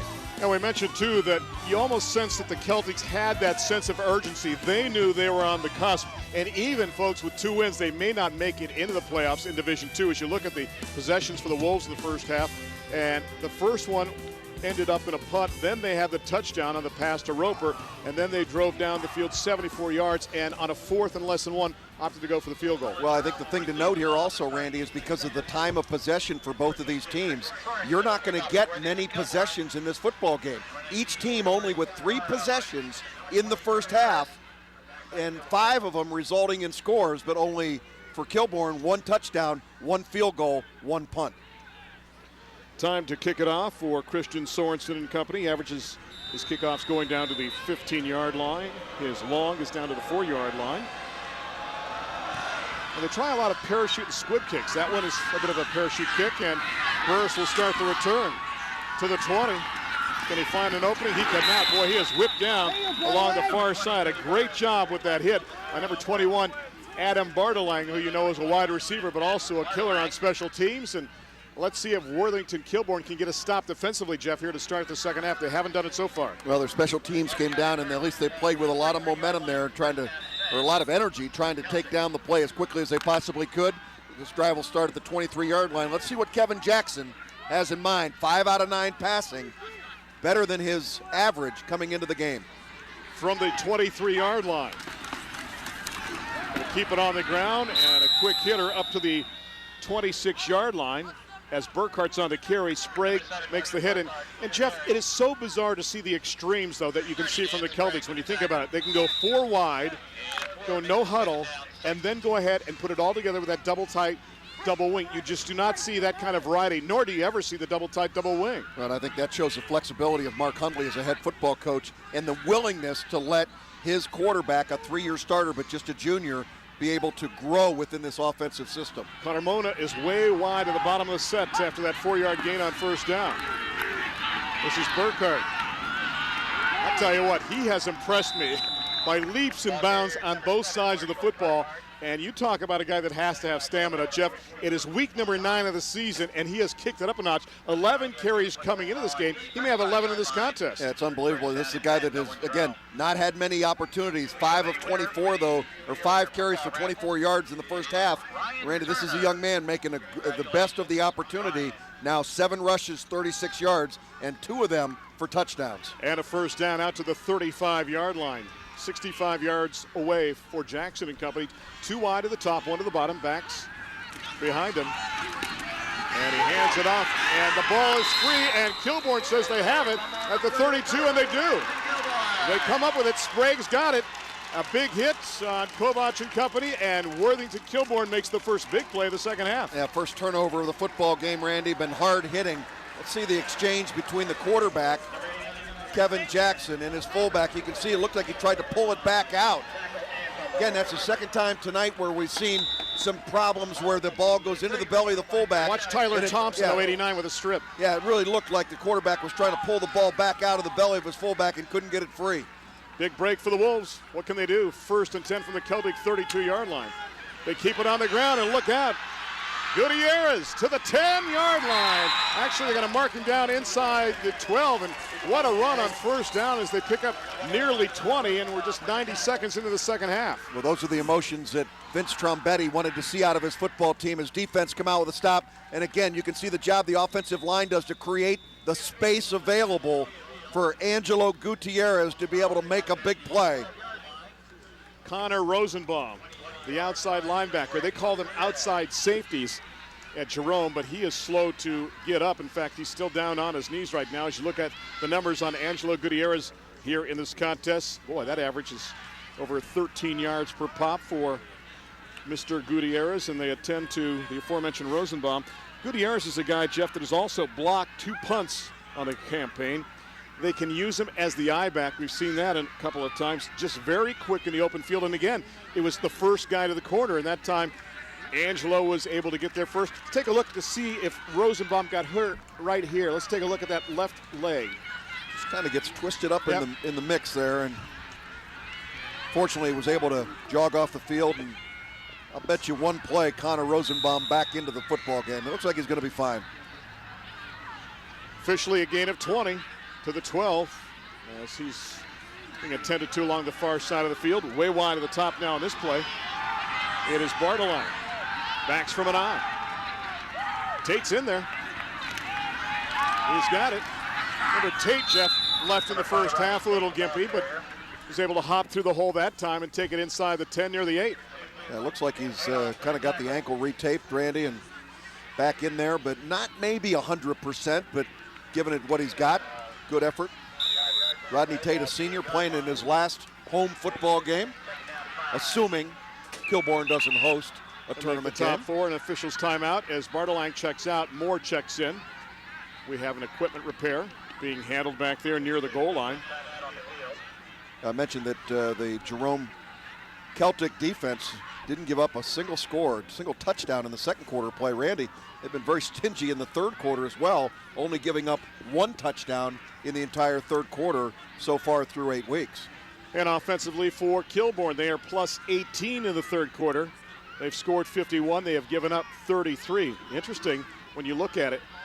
Kilbourne has played a double overtime contest, and Dublin Jerome has played, are you ready? Triple overtime so far this season. That was a contest against Gahanna Lincoln. Gahanna Lincoln has played single, double, and triple overtime games already here in 2007. Yeah, they're gonna send a player off the field, Randy, that had an equipment problem that they could not fix on the field. That's Castilla. Yeah, Castilla wanted to stay out there, but it looks like it's a problem with his shoulder pads. They couldn't get him put back together again, so they decided to stop the delay. And the late pitch on the play, Gutierrez down to the 5. Jeff, was that by design that it took so long to pitch that? Yeah, what they're doing is they're reading that defensive end, and they had to wait for the defensive end to make a commitment. Now watch here. Wait. He's trying to see what goes on. That's Connor Rosenbaum, who's back in the ball game. He's got to make sure that that guy commits before he pitches the football, Randy. Connor Rosenbaum was kind of laying back, so you wait until he makes a decision, and then you go ahead and pitch the ball. Third down here from the 5. They need a couple. Third down conversions. Jerome's perfect. Kilbourne 5 of 7. They need 6 of 8. Gutierrez, oh yeah, he does it.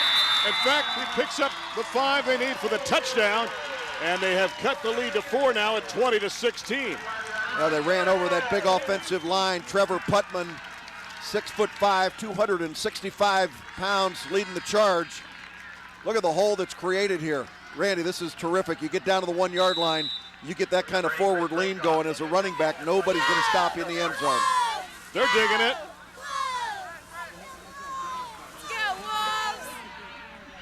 Ray Kopp for the extra points. More to hold. The 7-up extra point brought to you by Walmart. The snap, the kick, plenty of leg. It is good. It is a 3-point contest as Angelo Gutierrez takes it in. He had a 51-yard touchdown run against Mount Vernon earlier this season. See if you can see the right guard, Tim Booker, pulling on the play. He comes in and he does a good job of closing off the middle.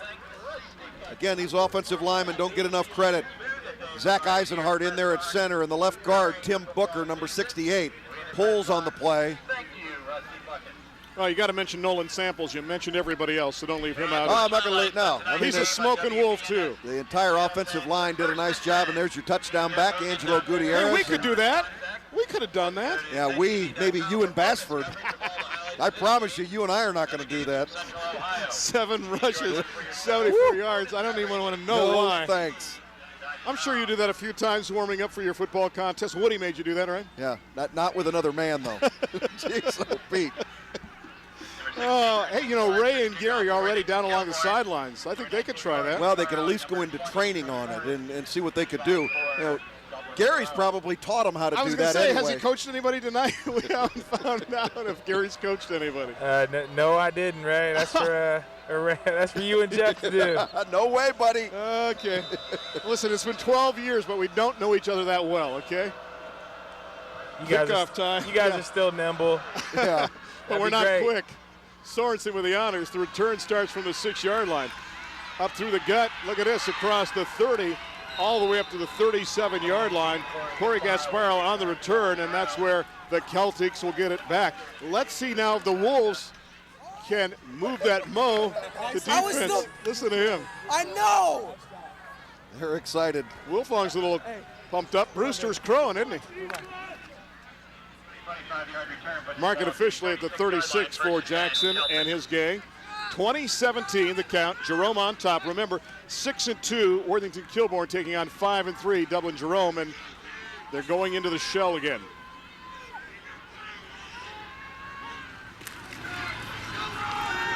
Burkhart, look out. This is one mean turtle in a shell, and he picks up 11, maybe 12 on the play. Jeff, everybody crunched inside defensively. How honest do you have to play it? Well, Randy, you got to be very careful because you got your defense all in the box as well. Look how quickly they're able to get outside. And how about the kick-out block by Ricky Kovac? Makes the play for Marshall Burkhart. He is having a career night tonight. Same formation on a 1st and 10 from the 48. You see the numbers on Burkhart. And we've got a hanky on the field with 8.5 left to go third quarter. And Chuck Curley will sort it out along with his compadres of Scott Bauer, Jim Clover, they've got Bill Henderly, and Steve Reynolds. Encroachment, you get in that tight double wing, double tight. To the snap, encroachment on the defense. There's your crew, and that's the thing, Jeff. You get so tight, so sometimes you don't give them that neutral zone. Well, you get so crowded in there, you forget about the line of scrimmage. And in the high school game, if you get in there, you break that plane, it's automatically a penalty. You don't get a chance to get back. 1st and 5 now from the 47-yard line. Kovac in motion, gets the pitch inside the 45 down to the 44. And boy, you want to talk about smash mouth football in its rawest form. You see it when you see that set from Dublin Jerome. And they did it when they started the program, Jeff, simply because it was easy to coach. They had some size. It simplified the offense, and early on it was fun to do. And the coach liked it. Yeah, that helps. And that's what we're going to run. Even the way they pitch the ball looks like Red Grange out there. I mean, they just kind of toss it back to him. The Galloping Ghost. They toss it to Burkhart. Finds a seam down to the 42, maybe the 41. Sprague with the hit on the play, but that's enough for the first down with 7:41 left.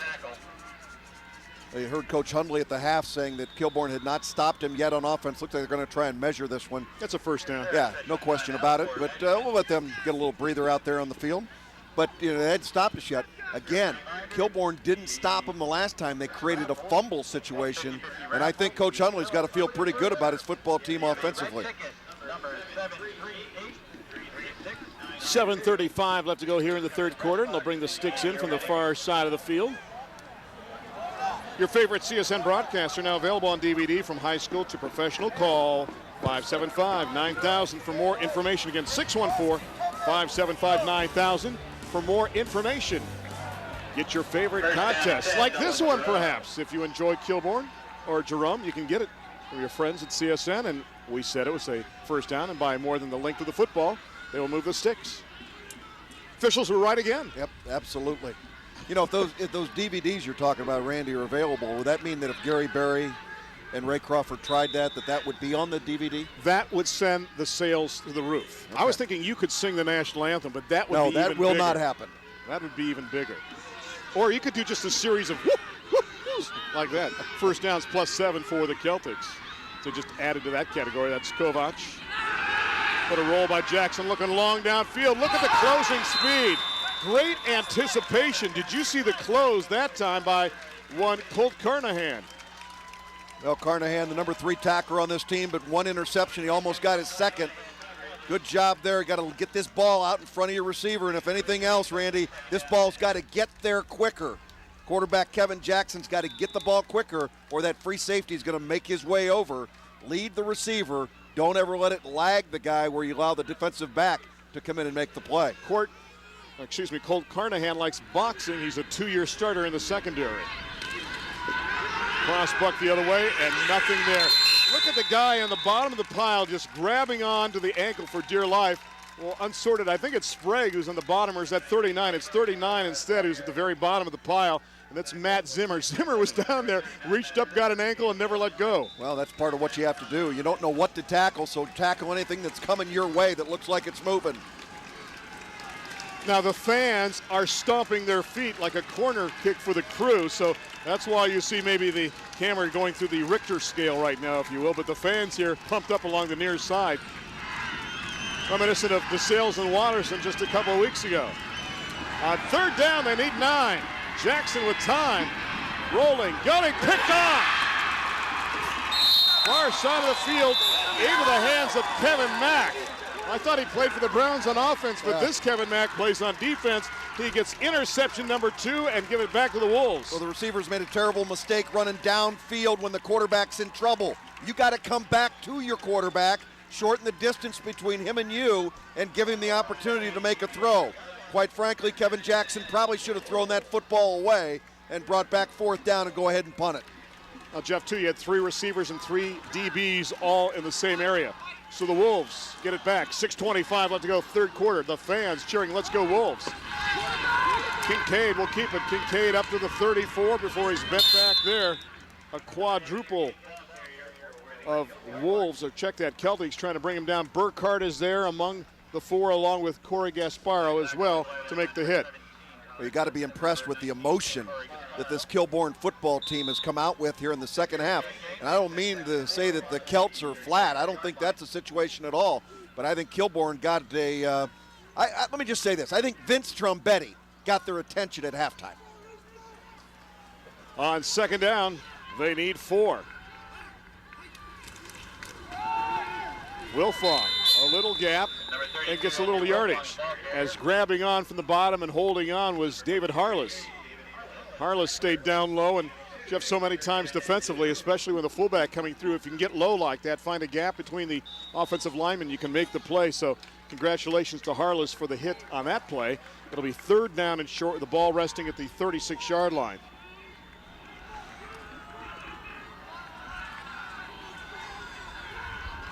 See what they come up with here on this 3rd down and short. They've got 2 wide at the bottom, a slot to either side. They're going to keep it in the arms of Kincaid, and boy, he is knocked back, stood up at the line of scrimmage, and it is Mordecai who just does not allow him to penetrate more than a yard beyond the line of scrimmage. A great play to stand him up there and force a punting situation. Boy, great defense again by the Celts. I mean, this is a football team that doesn't get enough credit for their defensive football team. Excellent opportunity, going to force a punt formation with a middle linebacker on that play right there. Though he doesn't make the tackle, Ricky Kovac goes in and blows up the entire middle. Only the 2nd punt for the Wolves in this contest. The Celtics have not punted so far tonight. Kincaid at nearly 36 yards a boot, and that's a hanger. Burris from the 24. Burris lost the handle. It's still free. Wolves say they have it with 4:13 left to go, and they do. Worthington Kilbourne gets it back. That goes, Jeff, by the way, as a muff, not a fumble. It's not a turnover. I'm not so sure he didn't have control of the Now football. they're going to rule it a turnover? I think that's a fumble. He had possession. Yeah, he did have possession. Steve Basford says it is possession, so it is a turnover. It's a fumble, and there you see the fight for the football right there. One of the first guys down there is Adam Bartelang, so no muff this time. It is a fumble. Burris has it stripped away.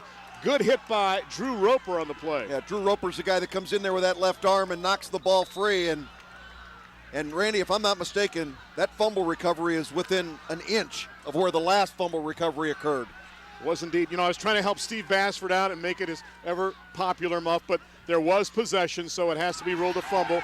And now Kincaid will roll and gun, and does he tightrope? Doesn't matter. He lost the handle as Roper trying to come back to the ball at the 15-yard line. It'll be 2nd down and 10. Gary Berry, you know, is good at playing in the secondary, but I don't think he made a play on this one because it was right in front of him along the near sidelines. Gary, you going to respond to this at all? I wanted to really bad, believe me. Well, jump in there, man. Let's go. Well, he played for a Worthington team, remember, so I don't think he could do that. There's that sense of loyalty, even though it's the wrong Worthington probably in his eyes. Wide at the top goes Bartelang. That is Pat Moore to the bottom. Gutierrez gets down to the 21. Great pursuit defensively. I tell you, a guy that came filling that gap was Jonathan Vogel. John came through, big number 77 on your screen, to make sure that after 1 yard, that's where that play was going to stop. For Jerome. Down to the sidelines now. Let's go down to Ray Crawford. And Ray, what's going on, bud? Well, Randy, thanks very much. Of course, Ben Steele is a linebacker coach for Dublin Jerome, and he knows all about overcoming the odds. He was a walk-on at Ohio State in 1999, and he was transitioned over to full scholarship by Jim Tressel, and of course he got the victory, and 2 years he spent as an assistant coach for the Buckeyes on defense. and got a national championship ring in 2002. So certainly the linebackers trying to step up and do their job and stopping Kilbourne as they're back on the field so quickly once again. Dangerous pass to Roper, Jeff, into double coverage. Let's see if it sets up a field goal opportunity of perhaps about 38 yards. You look at the range, well, Chris Raycop has a long so far of 32. They think his range is somewhere around 35. This is going to be a little more than that at around 37 to 38, if indeed it's a true attempt and not a fake. Prevailing wind coming from his back, Randy, so I think this is one he can reach. More to hold. 28-yard line, so make it 38. The kick is up, and it is no good. Off to the left. 3:21 left to go. It's a three-point contest. The Celtics up 20-17 over the Wolves. This is the high school football game of the week on CSN. Get the degree, get the job. Get the point? Central Ohio Technical College offers high-tech degree and certificate programs in a friendly, community-focused environment. Get started on a rewarding career in sales and marketing, digital media, nursing, forensic science, and many more. And COTC is one of Ohio's fastest-growing colleges. Get the degree that gets you the job. Call Central Ohio Technical College today or visit cotc.edu. There's strong, and then there's Army Strong. It's more than physical strength. It is emotional strength. Not just strength in numbers, the strength of brothers. Not just the strength to get yourself over, the strength to get over yourself. There's nothing stronger than the U.S. Army, because there is nothing stronger than a U.S. Army soldier. There's strong, and then there's Army Strong. Visit GoArmy.com/strong. The price of gold has changed. Now you can get extra cash. Recycle old gold scraps, gathering dust. Call the number on your screen for quick cash. The Gold Kit is absolutely free. Send old rings, charms, dental scrap, and more. I got $600 for my scrap gold. It's easy. Call the toll-free number now. We'll mail you the kit and payment information with a check to follow promptly. Gold Kit and postage are free. Your satisfaction guaranteed. Call the number on your screen now or visit goldkit.com. How would you like to run a business of your own from the comfort of your own home? It's not as crazy as it sounds. I made over $100,000 a year from my home. I just made a down payment for our vacation home, working part-time. Yeah, you have to be crazy to visit this website and find out how to start your home business. Crazy like a fox. Log on and get your success kit. I made $5,000 yesterday. Crazy? I don't think so. Log on now. And welcome back on a first down play. Burkhart gets the carry, takes it around the left side for a short gain on the play from the 20 up to around the 21. So call it a gain of 1 officially. Second down and 9. Randy Reinhardt alongside Jeff Logan. And what a contest we have here in week number 9. And there was that cushion of about 10 points that Jerome had. And they were going to get the ball to start the second half. But Kilbourne has answered, and they've made the big plays defensively on this second and 9. They're lighting it up physically in this double reverse inside, Randy. It's the reverse handoff. It goes from Kovac off to Burkhart, gets it across the 25 up to the 26. We saw a contest a few years ago where Westerville North and Eastmore got together, and both teams got into a contest running that little reverse handoff inside like that. And first time we've seen that in this game is they get it up to the 26-yard line. It'll be third down and 4 from there for the Celtics. Big play for both sides.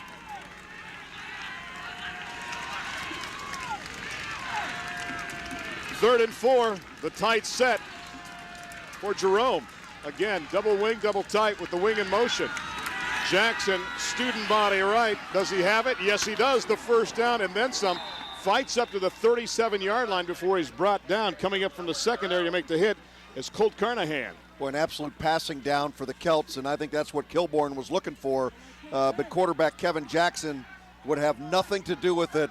They just take it, they go student body right to get everybody out there ahead, and their little quarterback, who's a 3-year starter, lead them to a first down, another big third down conversion. Let's hear for it. The Celts. You're on TV on CSN.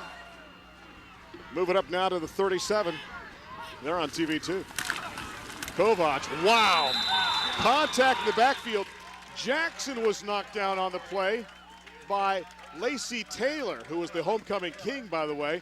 And he came through, got Jackson, and also got the ball carrier. So we take a look at this hit of the half brought to you by T-Mac Sports. You talk about penetration there. Good effort. Lacey Taylor, it's a guy that's had some injury problems, Randy. Had a bit of a shoulder issue. 5'10", 240 pounds. That would be the fire plug size. Second down and a dozen, just over a minute left, third quarter. Gun this time for Jackson. To his left, tough pass. Tough pass to throw that way, Jeff, especially with the receiver going away from the quarterback, looking for Jeffrey Robeson. And I'll tell you something, T-Mac Sports, we're talking about that. I love those little mini helmets. I mean, I could make a collection out of that. The big helmets take up too much space. I love those little mini ones that T-Mac Sports have. And here's a guy that's big along the sidelines, Gary Berry. Gary, what's going on? See that Kilbourne defense coming after the Jerome offense? These guys like to blitz a lot. They're not afraid to bring in the heat. But if you live by the blitz, you can die by the blitz. You got to keep your assignments, play that assignment football, and you saw the series before they got that interception. Guys. Celtics 6 of 7 on third downs. Can they keep that going? Jackson, a lifetime, going long downfield and looking and incomplete inside the 25-yard line for the prone receiver in the person of Mr. Ben Hartman. Hartman inside the 25 comes up empty.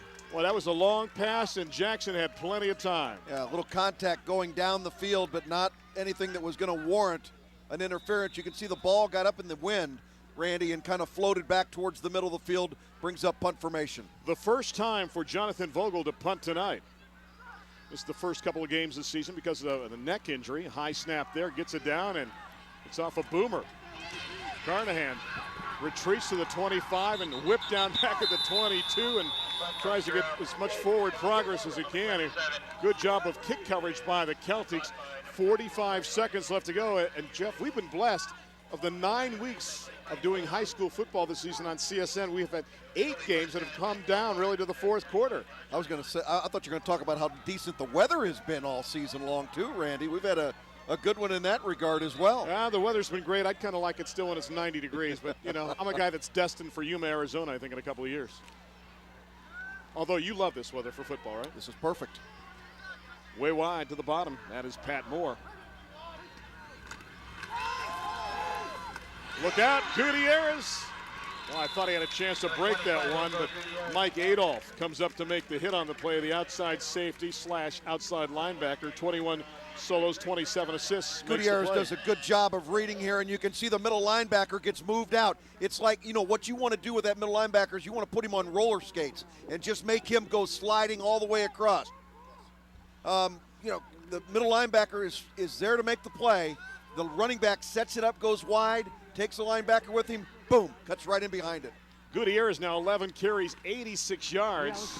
A chance now to get closer to 90 as he gets close to the 37-yard line. And barring a flag or a timeout, that will do it. We're under 10 seconds left in the third quarter. We've got a Kilbourne player injured coming off the field right now. It is Nolan Samples, the offensive lineman. That'll do it. Zeros on the scoreboard. Samples holding onto his left arm. We'll take a break. A 3-point game. The playoffs have begun for these two teams, Wolves and the Celtics, on CSN Local Sports Now. Give it to me, 1, 2, 3. Introducing Applebee's new Ultimate Trios. Great taste, great big portions, and a great price. Choose 3 from 7 delicious options to create your ultimate flavor fest. Like our famous boneless chicken wings and classic buffalo sauce. Our new 100% Angus beef mini bacon cheeseburgers. And the new Tuscan cheese spread with toasted ciabatta bread. Ultimate Trios, ultimate platter at an unbeatable price. Only at Applebee's. Give it to me, 1, 2, 3. Earn a degree of distinction from our respected university. No need to travel far. Become a Buckeye at The Ohio State University at Newark and start working toward your dream career. Choose from any of Ohio State's prestigious programs. Several programs can be completed at OSU Newark, including the Bachelor's in Business and the Master's in Education. Ohio State Newark is close and convenient with flexible classes to suit your schedule. Degrees of distinction. Call today or visit newark.osu.edu. Mike Coleman has received the enthusiastic endorsement of the Dispatch. He can point to success after success, added thousands of jobs. In older neighborhoods, improved or raised blighted buildings, enforced building codes, and made streets and sidewalks safer.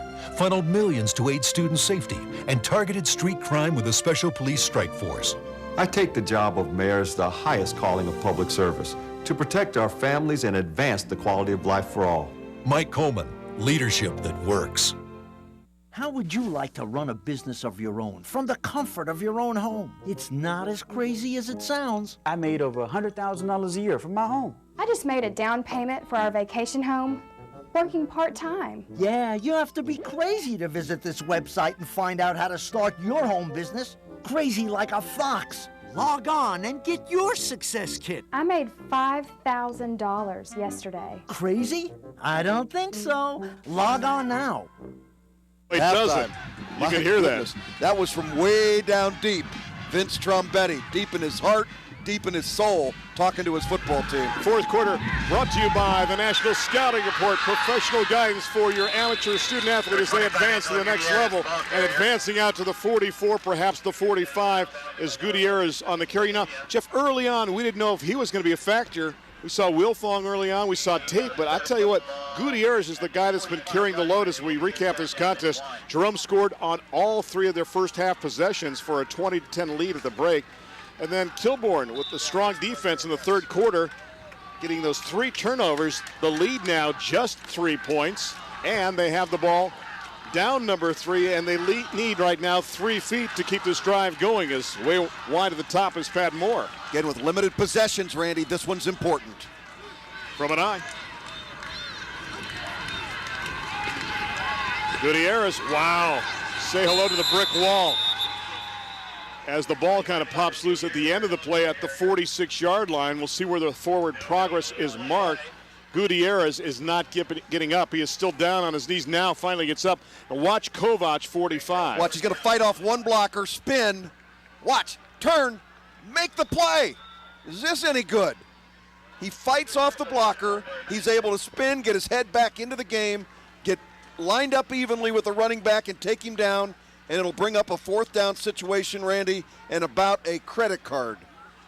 You'll be able to slide your MasterCard in between where they put this down and where the tip of the football is. I'm not sure what the limit is on that, though. It might be a small limit, so I might need a larger card. Can I borrow one of yours? No, you may not. Because I know you've gone platinum with everything. Get your hands off my wallet. You won't do the flips, you won't give me the card. Look at this. Now, I would think in a situation like this, 11:31 left to go. Do you contemplate going for it? I guess the answer is no. You played field position football here, huh? I'll tell you, at home, senior year, last game, I'm going. I'm going right now. 11:31, limited possessions. When you come back, let me know. Yeah. Let's check to see who the up back is. It is defensive back Eric Snyder, if you're wondering. Again, your quarterback is your kicker. Aaron Kincaid in a college football game last night, Randy. We saw Rutgers convert a fake field goal and a fake punt. One for touchdown, one for a big first down in their victory over South Florida. That fake field goal was a thing of beauty. That pass was perfectly thrown. Kincaid standing back at his own 31. Twin safeties back deep at the Celtic 20. Good snap. He's going to boot it. That's a high hanging kick. Fair catch called for by Gasparo, and he makes it inside the 20-yard line as he had Kevin Mack attack all over him. I think they got the message from the sideline after fumbling the last punt return. We're going to go out there and fair catch him, and that's going to be it. Fair catch the football, get our offense back on the field. I've had enough of the fumbles. Let's go. Tonight's American Red Cross volunteer of the game is Betsy Greenwood. Congratulations to Betsy. She has worked the concession stand for 17 years out here. For more information on the Red Cross and their great work, bloodsource.org. To find out how you can help save a life, go to that website. Our thanks to the Red Cross for everything they do, not just for this game, but every single day of your life. The Red Cross is helping somewhere and helping somebody you may know. Thank you. It's the Central Ohio chapter of the American Red Cross. Jackson on the pitch. It is Kovac. Look at him. He likes the contact, and you can hear the pads a-popping from here with 11 minutes left to go in this contest, and the Celtics clinging to a 3-point lead. What has happened for Worthington Kilbourne in the second half to turn it around? The great turnovers?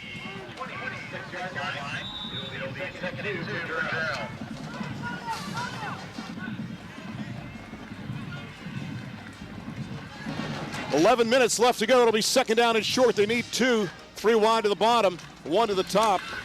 And right now it's smash mouth as they keep it on the ground, and they'll take it around the left side, and they've got the first down. So move the sticks for Kovac and company. I think they want to offer a steady diet at number 45 at this Kilbourne defense right now to kind of knock them back on their heels. Kilbourne came out, a lot of momentum, a lot of good things going on from the defensive side.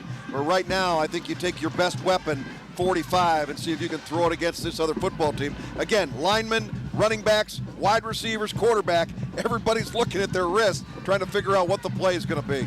See the passing yards so far, and you saw the rushing yards as well in this contest for both of these teams. 10:35 left to go and ticking. Jackson calls his own number. Look at that. He stumbled from the 36 out to the 42. You thought he was going down, but he kept his balance. You want to talk about the heroes, Jeff? How about the likes of Bresman and Dyer and Foreman and Vogel and Roskowski in the offensive line with their great work? Yeah, they've been doing a good job up there. This time the quarterback reads that the outside linebacker, Luke Bott, was coming up from the outside, and he was going to shut down any opportunity to go around the end. So quarterback Kevin Jackson, again, a terrific read by the junior, takes the ball right up the middle. Carmona and Burris widest to the bottom of the set. 3 wide to the bottom, 1 to the top. So they spread out the defense, and look at Kovac. Look at the acceleration. That is one of those guys, Jeff, that's a runaway train when he gets to the corner. I don't think you want to stop him as he gets all the way out to midfield. Watch the block that Cody Burris, number 20, has out front. It's going to be on the left side of your screen.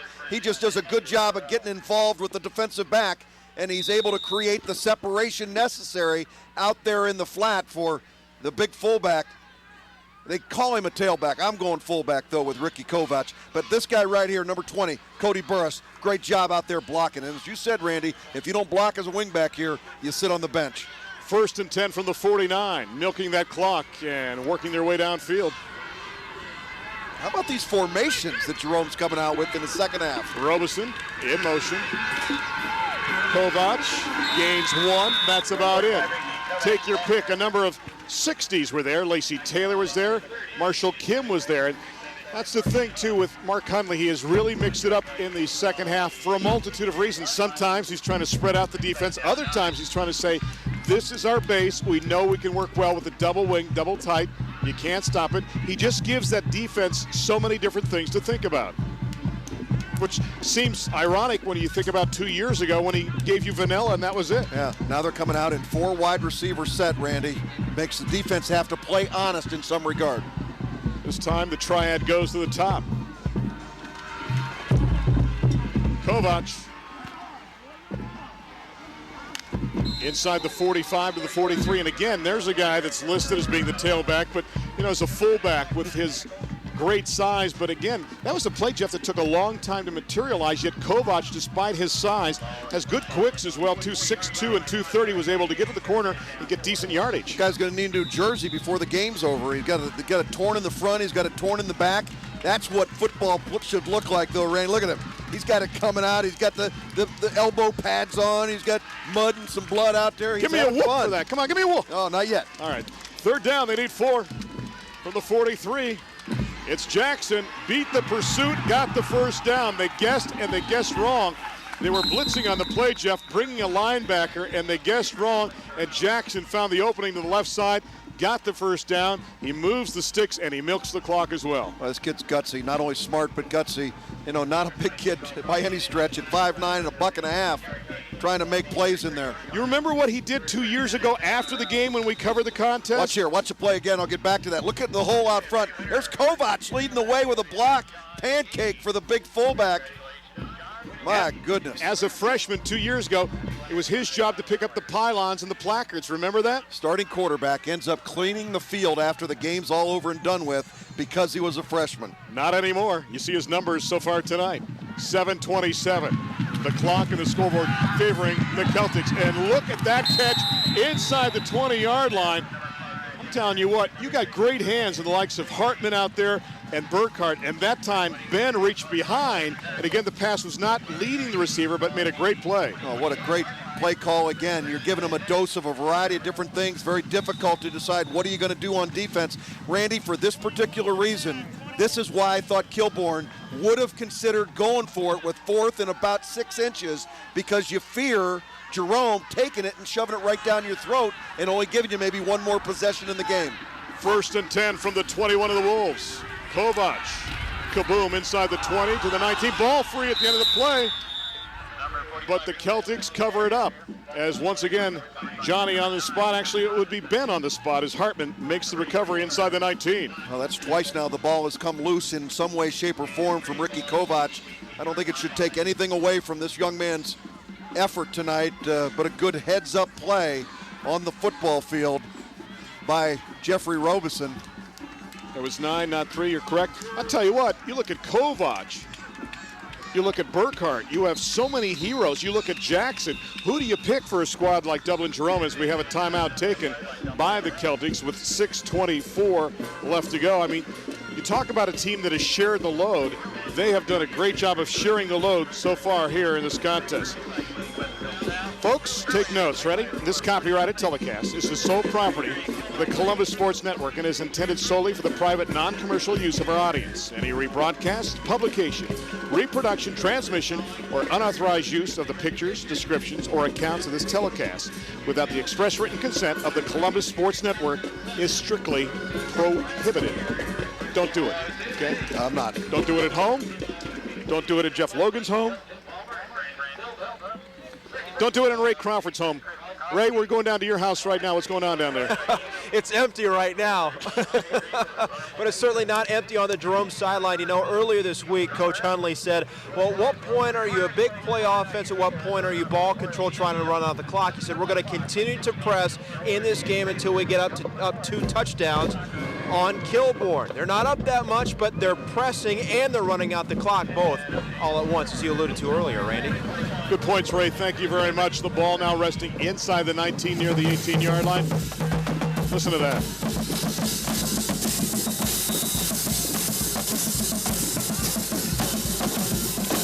Jeff was grooving up here. Yeah, there you go. 2nd down and 8. Talk about vanilla.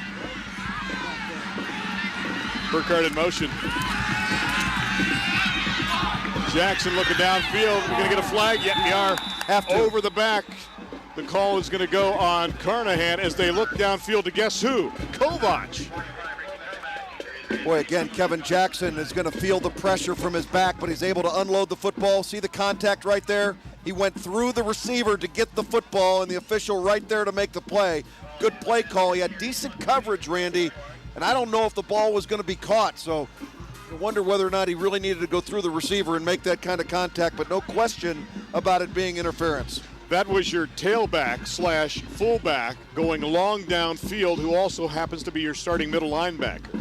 Otherwise, he doesn't do anything out there. I'd say just a tad bit of versatility for him. Well, it's amazing when you look at the guys on both sides that have the ability Pass to play interference on the defense, automatic 1st down. The dulcet tones of one Chuck Curley. Our thanks to him throughout this contest for wearing the wireless mic. 1st and goal now, mark it at the 9-yard line. You can see 5 penalties for a total of 49 yards. Fairly cleanly played contest from that standpoint. Double wing, double tight again. In your face, it's rugby time for Kovac, and Kovac found nothing. 1, 2, 3, 4, 5. Worthington Wolves down there for Kilbourne High School. Among them, big number 39 helping to make the hit on the play, and that is Mr. Zimmer. Yeah, Matt's been there all night. He's a little undersized at 5'10", 170, Randy, but Dan Sprague in there as well. Now, Dan, on the other hand, is not undersized at 6'3", 255. He's wearing that number 30. 2 pretty good linebackers right there in the middle. Clock continues to dwindle, down to 5:45 left to go. 2nd down and goal. Jackson falls down. You know, Jeff, that looked a lot like the play where they gave it to Burkhart around the left side for that 8-yard touchdown run in the first half, but Jackson just tripped up.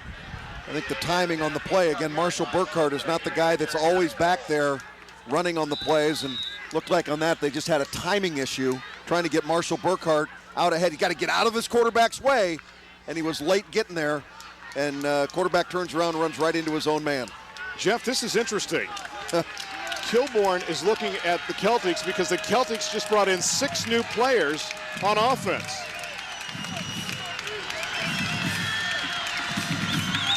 On 3rd and goal, Jackson looking, getting what he can, and exiting stage left at around the 5-yard line.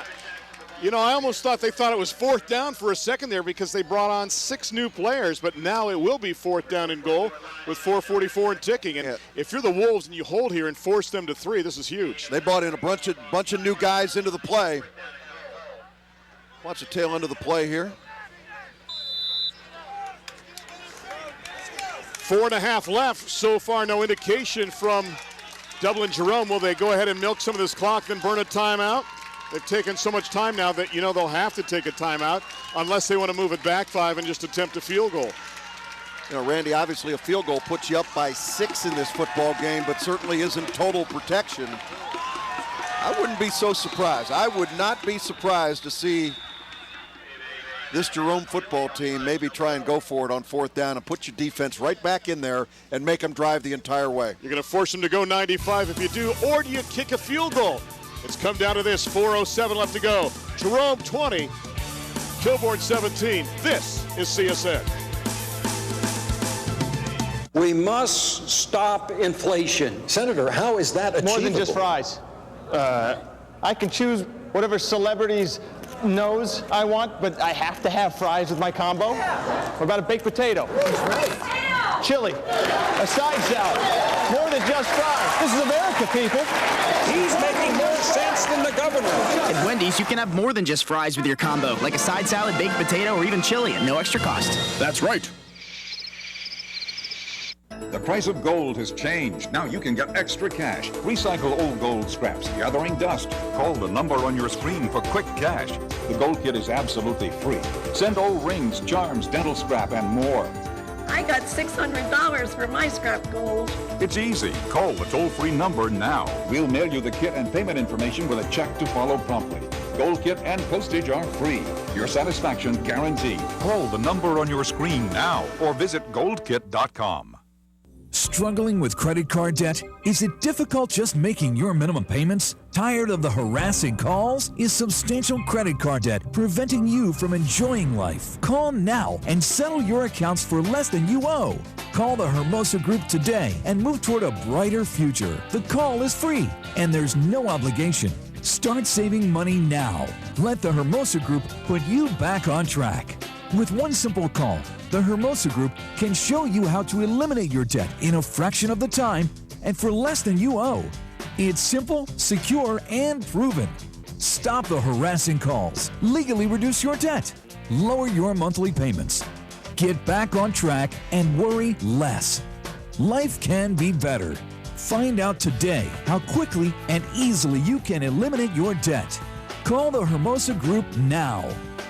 Get a low monthly payment that fits your budget. Call now. 4:07 left to go. Big play here on 4th down. Randy Reinhardt and Jeff Logan, you look at it. I don't know what you do in a situation like this. This is why the coaches have all the pressure. They try to make up their minds what they want to do.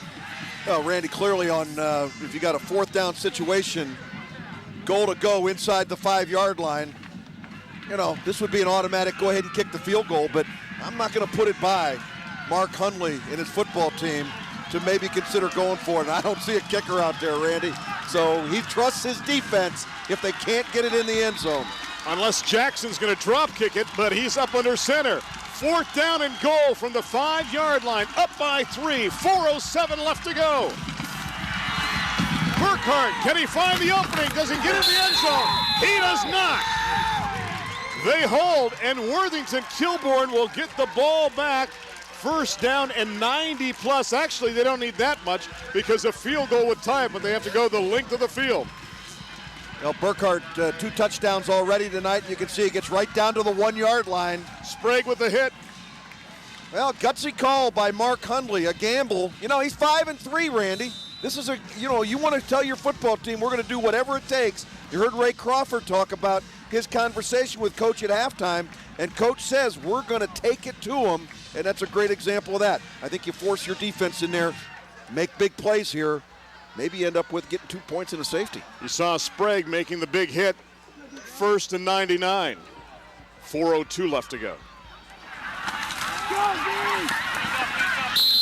They burrow their way up across the 3, maybe to the 4-yard line, and that is it with Wilfong on the carry. 3:50 left to go. The good news for the Wolves, they have 3 timeouts left. Jeff, the bad news, in the shadow of their own goalpost now. So long to go and so little time left as they've already had a 13-play drive there by Dublin Jerome. 81 yards is what it covered, but no points. And now the Wolves have to go the length of the field and try to come up with at least 3. Kincaid across the middle. The pass nearly picked off. Great anticipation by Kovac, and he thought he should have had it around the 15-yard line. Boy, reminiscent of a linebacker down the way at Ohio State by the name of James Laurinaitis. Look at this. Look at how he gets himself out horizontal for the football, Randy. This is an athletic kid. Looked like Carnahan on the other end when he tried to make the play for the Wolves. Goodness, a terrific effort by this young man on both sides of the ball and nearly came up with the play of the game. Crazy question, but is this 4-down territory? 3:24 left to go, but you do have 3 timeouts left. That's a scary thought. I'm going to have to think about that one. And Vince Trombetti's down there hoping he doesn't have to. We got a whistle before the play. 3rd down and 7, and we've got a flag. Tossed by Chuck Curley. At the end of the play, let's listen to what he has to say as he comes our way. Sideline interference on Dublin Jerome. There's no yardage assessed on the first violation. That's a sideline warning. You're allowed 1 sideline warning, so that is assessed against Dublin Jerome. You know, Wait, couldn't you call a sideline warning any time during the game? I mean, nobody's allowed to put their pinky on that little white area down there. And I understand why they call it, because the officials or the line judges, they got to have room to be able to work the sideline so they don't get hurt. But my goodness, why now? All of a sudden. Hey, Jeff, there's no crying in football. I didn't ask for any crying. All right. I'm just trying to figure out that, you know, maybe they told them 32 times over there already, and they finally decided that this is going to be the warning that counts. You know, Pat Moore, number 7, a wideout, had 14 catches on the campaign. Big number 7, 4 of those for touchdowns. We'll see what happens. They go with 2 wide to the bottom. Roper is down there, along with Grimm. Kincaid looking, throwing it up. It's a Quayle. It's going to be picked off on the play. It is Hartman who gets the interception across the 25 at the 27-yard line. Ben Hartman gets the interception, and Jeff, he's got 7 so far on the campaign, and the Celtics get it back. Now, if you're the Wolves, the good news is you have 3 timeouts remaining. Quarterback Aaron Kincaid just basically throws this ball up in an unfortunate situation. You can see a little pushing and shoving here. Talking about your mom and my mom and everybody else in between. How about the play by Benjamin Hartman? Randy, as you mentioned, 7 picks now in 9 football games. Very impressive. That is amazing. You look at his stats so far, and now for the Celtics, do you go double wing, double tight here the rest of the way? I'll tell you what, hip to hip, butt to butt, just let it go, man. Get as tight as you possibly can. You're getting way too graphic here in the winning moments. Oh, no, but you better have 11 guys on the football field, and they were a little late. Burkhardt coming in. Burkhardt in. And he's on a wing to the top with 3:15 left to go. Did it take too long? Did we have a substitution infraction? Wait and see. We had delay of game on the offense. Delay of game against Dublin Jerome. Thank you, Mr. Curley. Frustration out there by quarterback Kevin Jackson. He's a competitor, and you could see him just kind of shrugging his shoulders and just fits of frustration and anger. He wants everybody on the same page at the right time. And that time they were 1 player short. Well, the irony is we talked about Burkhardt on offense and on defense. He's also the backup quarterback as well, too. 1st and 15. Well, Kilbourne is going to load that box up. They hand it off inside. They get a yard. Do you burn a timeout now if you're the Wolves, or do you wait? You still have 3:08 left. I think they'll want to wait until they get the second down, or after the second down play, but see what happens. Do they take one now? Yep, they took their first. So the Wolves burn 1. They have 2 remaining. Dublin Jerome with 1 left in this contest. 3:05 left to go. Still a lifetime left to go in this contest. And maybe you're in a scenario here that after the second down, you'll see what happens as to whether you go ahead and burn that second timeout. A lot of times, you know, coaches have been accused of waiting too long to burn the timeouts. Vince Trombetti decides that, you know, he's going to burn it now, and a good job by them to stop the clock. Time to check some of our CSN players of the game. Look at Angelo Gutierrez with what he has done in this contest. You know, Jeff, early on, as we mentioned, Will Fong and Tate we thought would be the factors, but this little guy has been a force nearly reaching the century mark on the ground. Yeah, good effort by this young man all night. He's been a good ball carrier, good blocker for the rest of the football team, and Gutierrez out there giving his best effort every time. Another guy that I like too is Sprague with his play defensively. Dan has been a force throughout this game. Congratulations, though, to Angelo Gutierrez for his performance. The guy that we mentioned, you know, Jeff could play on defense as well. He's blocked a couple of punts.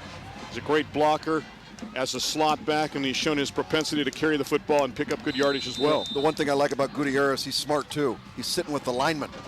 That's not a bad idea to keep good relationships with that offensive line. And a TV station, be nice to the engineers too. Pick the big boys. Second down. They need 13. Kovac got away from one, got away from two. Lost the ball at the 26-yard line. Who's got it? The Celtics say they have it back. At least Burkhardt says they have it back. Well, it's almost as if he's given too much effort, Randy, and forgetting about the importance of taking care of the football. That's 3 occasions tonight that Ricky Kovac has come up with the ball loose. He's got to do a better job of taking care of the football. Fortunately for the Celtics, they recover. I think Jordan Foreman, watch 52 to see if he comes up with the football. Watch, good protection there. When you get into this crowd, though, after you start clearing things out, start covering up, and you can see there as he was trying to use his arm to reach forward, the ball just popped loose. You know, one of the difficult things that happens, Randy, when you're wearing all those elbow things and that a linebacker wears, is that you get yourself where it's maybe tough to be able to hold that football. So the center, Jordan Foreman, recovers it, and Kilbourne will take a timeout. That's their second. They have 1 left. It'll be a third down and just more than 10 now. 2:54 left to go here in this contest. Hey, it's Jeff Logan's fan club. Time now to check out our CSN player of the game from Dublin Jerome. And how about the performance tonight by Marshall Burkhardt with what he has done on offense to start with. He has been outstanding. A guy that, Jeff, we didn't know what factor he would be either offensively, but he's made some big plays, scored a couple of times, and he gets the nod as their player of the game. Well, surprise guy to get as many rushes as he's had and be as explosive, and nearly had his 3rd touchdown of the game, Randy, as they tried to go on 4th and goal on the series before this one. But interesting play here. 2:54 remaining. There you see the timeouts remaining in the football game. So if by chance they're able to come up with a first down here or a first down, because I think they're still in 4-down territory. And remember, Burkhardt also had a 39-yard catch in this contest. 3rd down and just more than 10.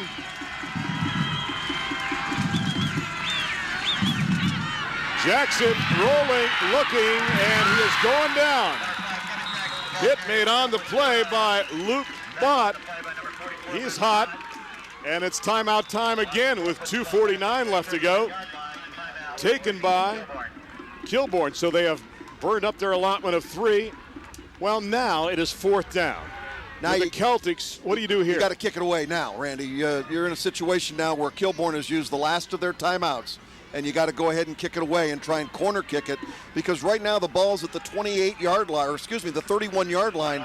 And Randy, if you kick it into the end zone, you've only got a plus 11 yards on the kick. They get the ball at the 20. So in some way, shape, or form, you got to pooch this punt somewhere down inside the 20-yard line and force Kilbourne with no timeouts to go the length of the field to get a touchdown to win the game, or at least put themselves in a position kicking into the wind to have to come up with a field goal. And there's the timeout scenario as the Celtics have one. It's empty in the cupboard for Kilbourne. Let's go back down to the sidelines right now, and Ray Crawford. Ray, what's going on? Yeah, Randy, Coach Hundley in the huddle here, and he's called for doubles, so I don't know. They might be thinking about going for it here, guys. Very interesting. Well, we'll see Kevin Jackson. Yeah, Kevin Jackson still has his helmet on, and looks like they're going to go back out there with the offense. But, you know, Kevin Jackson could also punt the ball in a situation like this, too, so we'll find out. A lot of times where a quarterback will go ahead and line up. He's going wide to the bottom. You got the second-team quarterback lined up at quarterback now, Burkhart. Jackson is wide of the bottom. And there's Burkhart with a little pooch, and I mean a little pooch, and well, I didn't get much yardage off of that one. Going to mark it out of bounds at the, he's got to walk up the sidelines through the traffic around the 21-yard line. Oh my goodness. 10-yard punt. Officially 9, so we'll see what happens now. Now, if you're Kilbourne, remember you need a field goal to tie, Jeff. You don't have to go the entire length of the field. And even though you don't have a timeout, anytime you get a first down, they'll stop the clock when they move the chains. Yeah. Play only took 2 seconds, too. Interestingly enough. Well, we are in Worthington, aren't we? Well, I'm just saying, it took 2 seconds. What are you trying to say, Jeff? You're mad at the officials tonight. No, You're not happy at mad. home. You won't do your calisthenics down on the field. There's no pleasing you. I'm telling you. Look at this. They keep it on the ground. Wilfong, does he pick up the first down? I don't know. It picks up 9, maybe not 10. If it's not 10, the clock will continue to roll. So rapidly, here come the Wolves back to the line. And Vogel's going to check in defensively, and we've got an official's timeout. They may measure. Wow. Going to measure. The ball's not quite to the 32. From here, it looks like it's shy by about the nose of the football, but we could be wrong, and they'll bring the sticks out with 2:32 left. Now, this gives Kilbourne a couple of opportunities. Number one, it gives them a free timeout in order to discuss a play, Randy. That's number one. I don't think they were within the length of the football close. I mean, yeah, they got a ways to go. So second down and short. And Kincaid had a chance to go to the sidelines and talk to head coach Vince Trombetti. Yeah, and he wants to get up to the ball right away because as soon as those chains get set, they're going to go ahead and wind the clock. So quarterback Aaron Kincaid wants to go snap as soon as they put the ball in play. See if it's sneak time or just a keeper for Kincaid to get the first down, move the chain, stop the clock. Now it's a freebie. The slant, the pass is complete. Across midfield, down to the 40-yard line. It is Moore who gives more, and what for? And he's knocked out of bounds. Randy, it's coming back. There's a flag where, Jeff, right at the 40-yard line. And it is it's a terrible play against Kilbourne. They had a block in the back, 20 yards away from the reception, a block in the back, it's coming all the way back. The ball was going to be inside the 2-yard line with 2:14 left to go. Somebody's going to be sick.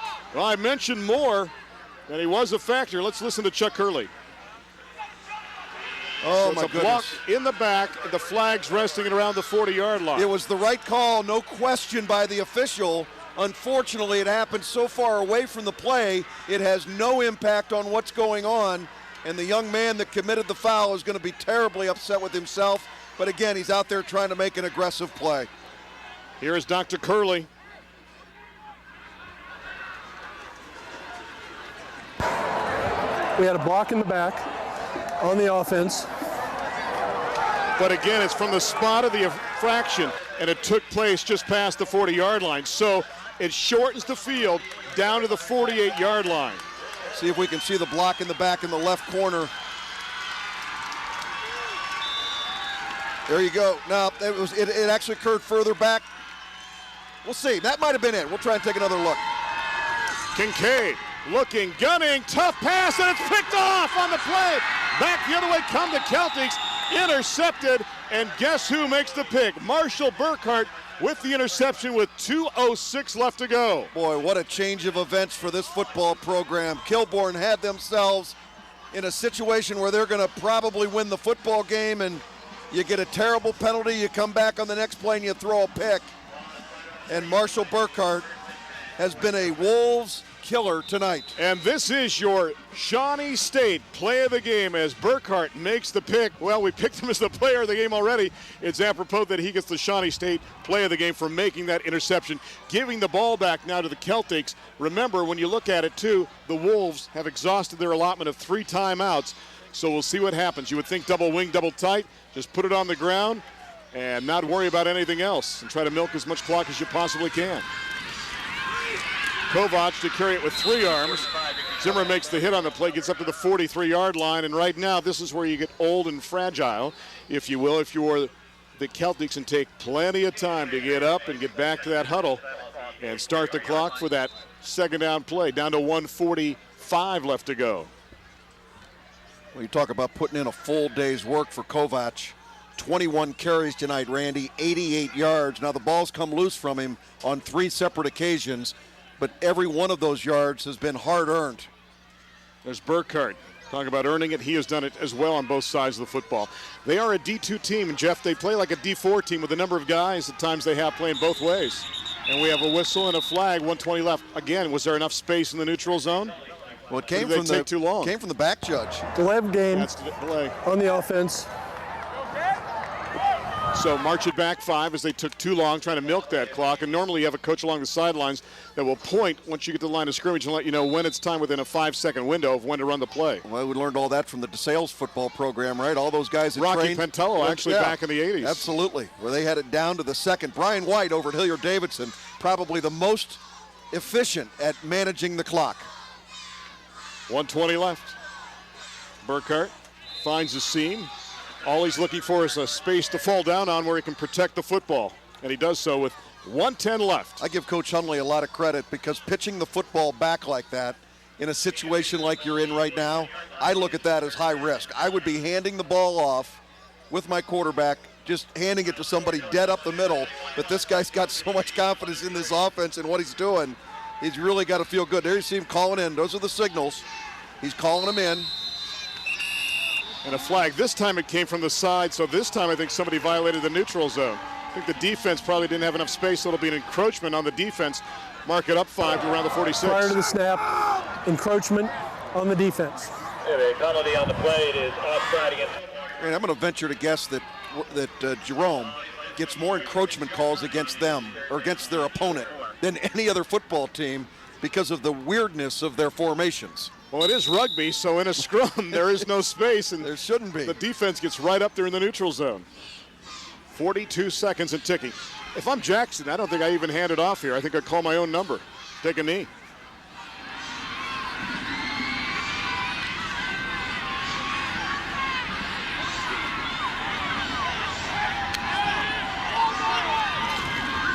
Hands it off. Burkhardt, look at this. Up to the 50. Boy, the last thing you want right now is a measurement if you're Dublin Jerome. That'll be the last play of the game, Randy. They don't have to play another when the ball will get set. You can put a fork in it. This one's over. But an official's timeout because they're going to look at the sticks along the far side of the field. Okay, guys. And we will measure. So I'm saying I would have fallen down at the 49-yard line just to keep me out of that scenario, but they still don't have to run a play. 13 ticks left to go, and it's academic right now. I don't see Herm Edwards out there or Joe Piskarczyk, so I think we're safe. So being particular about the way that the game is officiated, and they've done a terrific job tonight. And Randy, who is a mayoral candidate who will agree with anything that the stripes show down there, you still going to go with that being a touchdown? You got to give me that one. You still there? You know, I tried to raise you right. I tried to teach you proper etiquette. I'm just giving you one chance. Who ate all the food tonight? Recover. What did I eat tonight? Well, you stole one of my French fries. 1 fry, 3 sandwiches, 5 plates of fries. And that'll do it. Speaking of fried, Dublin Jerome is not. They are still boiling. They are hot, and they are moving on 6-3. Both teams with that same mark now. And for Kilbourne, too, they were number 6 in Division I Region 3, so their hopes are still alive. They have a big contest next week as they take on Olentangy, a team that went into play tonight at 4-4. When you look at Dublin Jerome, this is a team that will host Westerville South. And as we said before, Jeff, this is a team that you cannot predict when you talk about the Wildcats. 1 week they're up. 1 week they're down. 1 week they score 51. The next week they give up 51. Yeah, you got to be very, very careful. You know, Kilbourne gets into the playoffs. If they get into the playoffs, it's probably going to be in that number 7 or 8 position if they get in. And, Randy, that means the bad side about that is you probably get lined up against maybe Derby in that first playoff game, which is no great shake. You certainly would like to be in 6, 5, 4, and especially in the 4 position if you would have a chance to be able to host. Boy, so many great games coming up in week number 10. The high school football campaign will bring you the best contests we can that have an impact on league championships, undefeated seasons, or playoff ramifications as well. So keep it right here for the latest. This one goes to Dublin Jerome by a count of 20-17. And Jeff, Dublin Jerome, if memory serves me correctly, did not score in the second half, did they? Was it 20-10 at halftime? I think it certainly was. I'm sitting there drawing a blank. You know, Seems like a lifetime ago. Coach wanted them to come out and get 2 scores in the second half. They got none. They gave up 1 score to Kilbourne, but when it came down to being able to solve, you know, the who's going to win this football game, even though there were a lot of mistakes by no turnovers in the first half, all the turnovers occurred in the second half. We'll go down to Ray Crawford, who's got the winning head coach, Mark Hundley. Randy, thanks so much. Coach, boy, living on the edge of your seat there in the second half. Give the ball away, take it away. In the end, really, it was your defense that really kind of helped pull things together. And the defense, no doubt, is the heart and soul of our team. They've been that way all year. They stepped up and made the plays when we had to there at the end. And, you know, we made those turnovers. You know, we didn't hit in the third quarter. That was the thing. We came out and we were hitting the first and second quarter. Wasn't hitting on either side of the ball in the third quarter. And then we started hitting again in the fourth quarter and pulled it out. You control your own destiny, what you can control, and that is winning games, and you get a chance with Westerville South next week. A huge win here to keep those slim but playoff hopes still alive. Yeah, and that's what we tell the guys. You know, there's so many things that we don't have control over, but the one thing that we do is how we play and whether we can get out and get those victories or not. Okay, Coach, a nice win for you on the road. Congratulations. Let's go back upstairs. Randy? Thank you, Ray. We should mention they were 2-8 last year, but the year before that, in year number 2 of their existence, they went 6-5, folks. In their second year, they did make the postseason, and they still have a chance, as do the Wolves. 20-17, the final tally. We'll wrap it up here. Week number 9 of the high school football game of the week on CSN. Local sports now.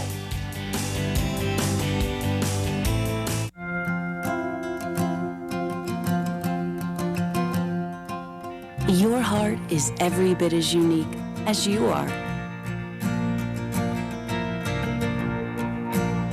That's why, from research to diagnosis to treatment, we're pioneering personalized heart care.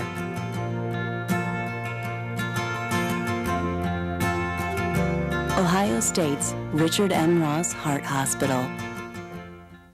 Success starts with a great education, and you'll find it at Shawnee State University, located just 2 hours away from Columbus. With diverse degree programs from pre-med to their unique game and simulation development program, Shawnee State can offer any student an education worthy of their greatest aspirations. Students get the attention they deserve at one of the lowest tuition rates in Ohio, and you'll feel right at home in Shawnee's apartment-style residences. Want to learn more? We invite you to visit Shawnee State University. Come experience Shawnee Pride. Do you want to own a brand new computer and improve your credit at the same time? If you have less than perfect credit, bad credit, or no credit at all, and want to improve your credit, Guaranteed Consumer Funding can assist you in obtaining the high-quality computer you want and need, while at the same time help you build or rebuild your credit. Here's how it works. Bad credit? No problem. There's no credit check, so you will not be turned down. If you have a checking or savings account and can afford weekly payments of just $29.99, then you are already approved for a brand new Dell, HP, or other name brand computer. Guaranteed. So give us a call now to have your brand new computer shipped right to you, and we'll add over $700 in premiums and upgrades and an MP3 player for free. And with select models, we'll throw in a free printer. Give us a call today to get the computer of your dreams, and we'll help you get back on track to improving your credit. Guaranteed Consumer Funding, your credit solution for quality electronics.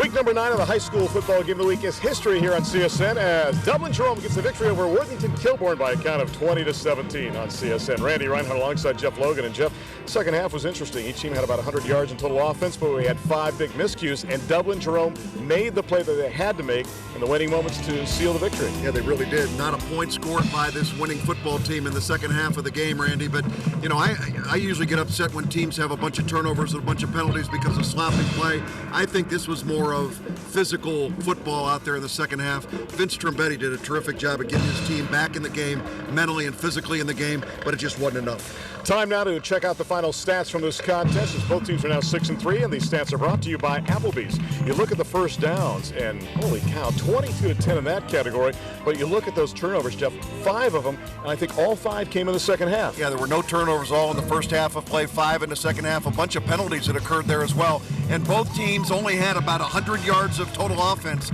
in the second half, so it really ended up being a defensive battle.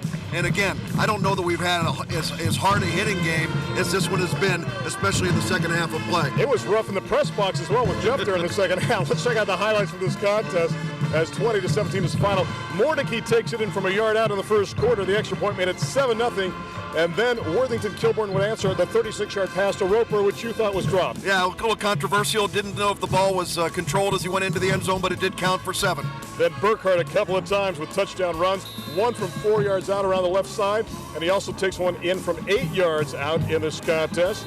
And it was 20-10.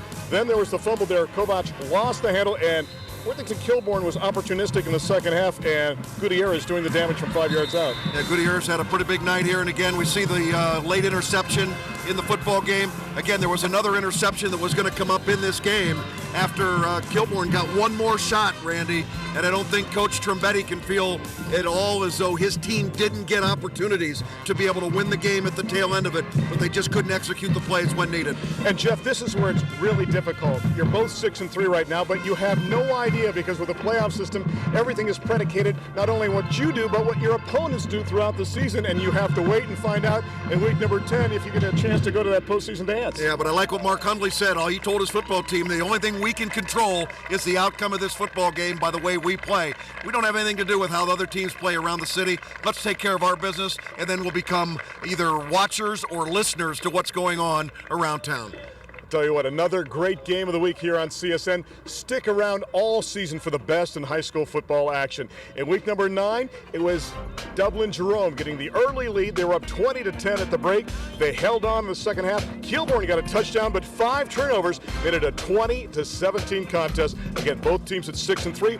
One in Division 1, the other in Division 2. Will it be enough? There's only one way to find out. Watch week number 10 of the high school football game of the week on CSN. For Jeff Logan and the entire team, I'm Randy Reinhardt, saying so long from Worthington Kilbourne High School. This has been a presentation of CSN, the Columbus Sports Network.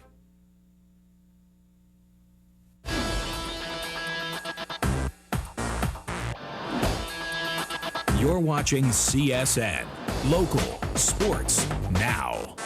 Very early last Saturday morning, nearly 300 runners laced up their sneakers for the first Columbus Crew 5K race. And among the early morning troopers, CSN's own Katie Witham.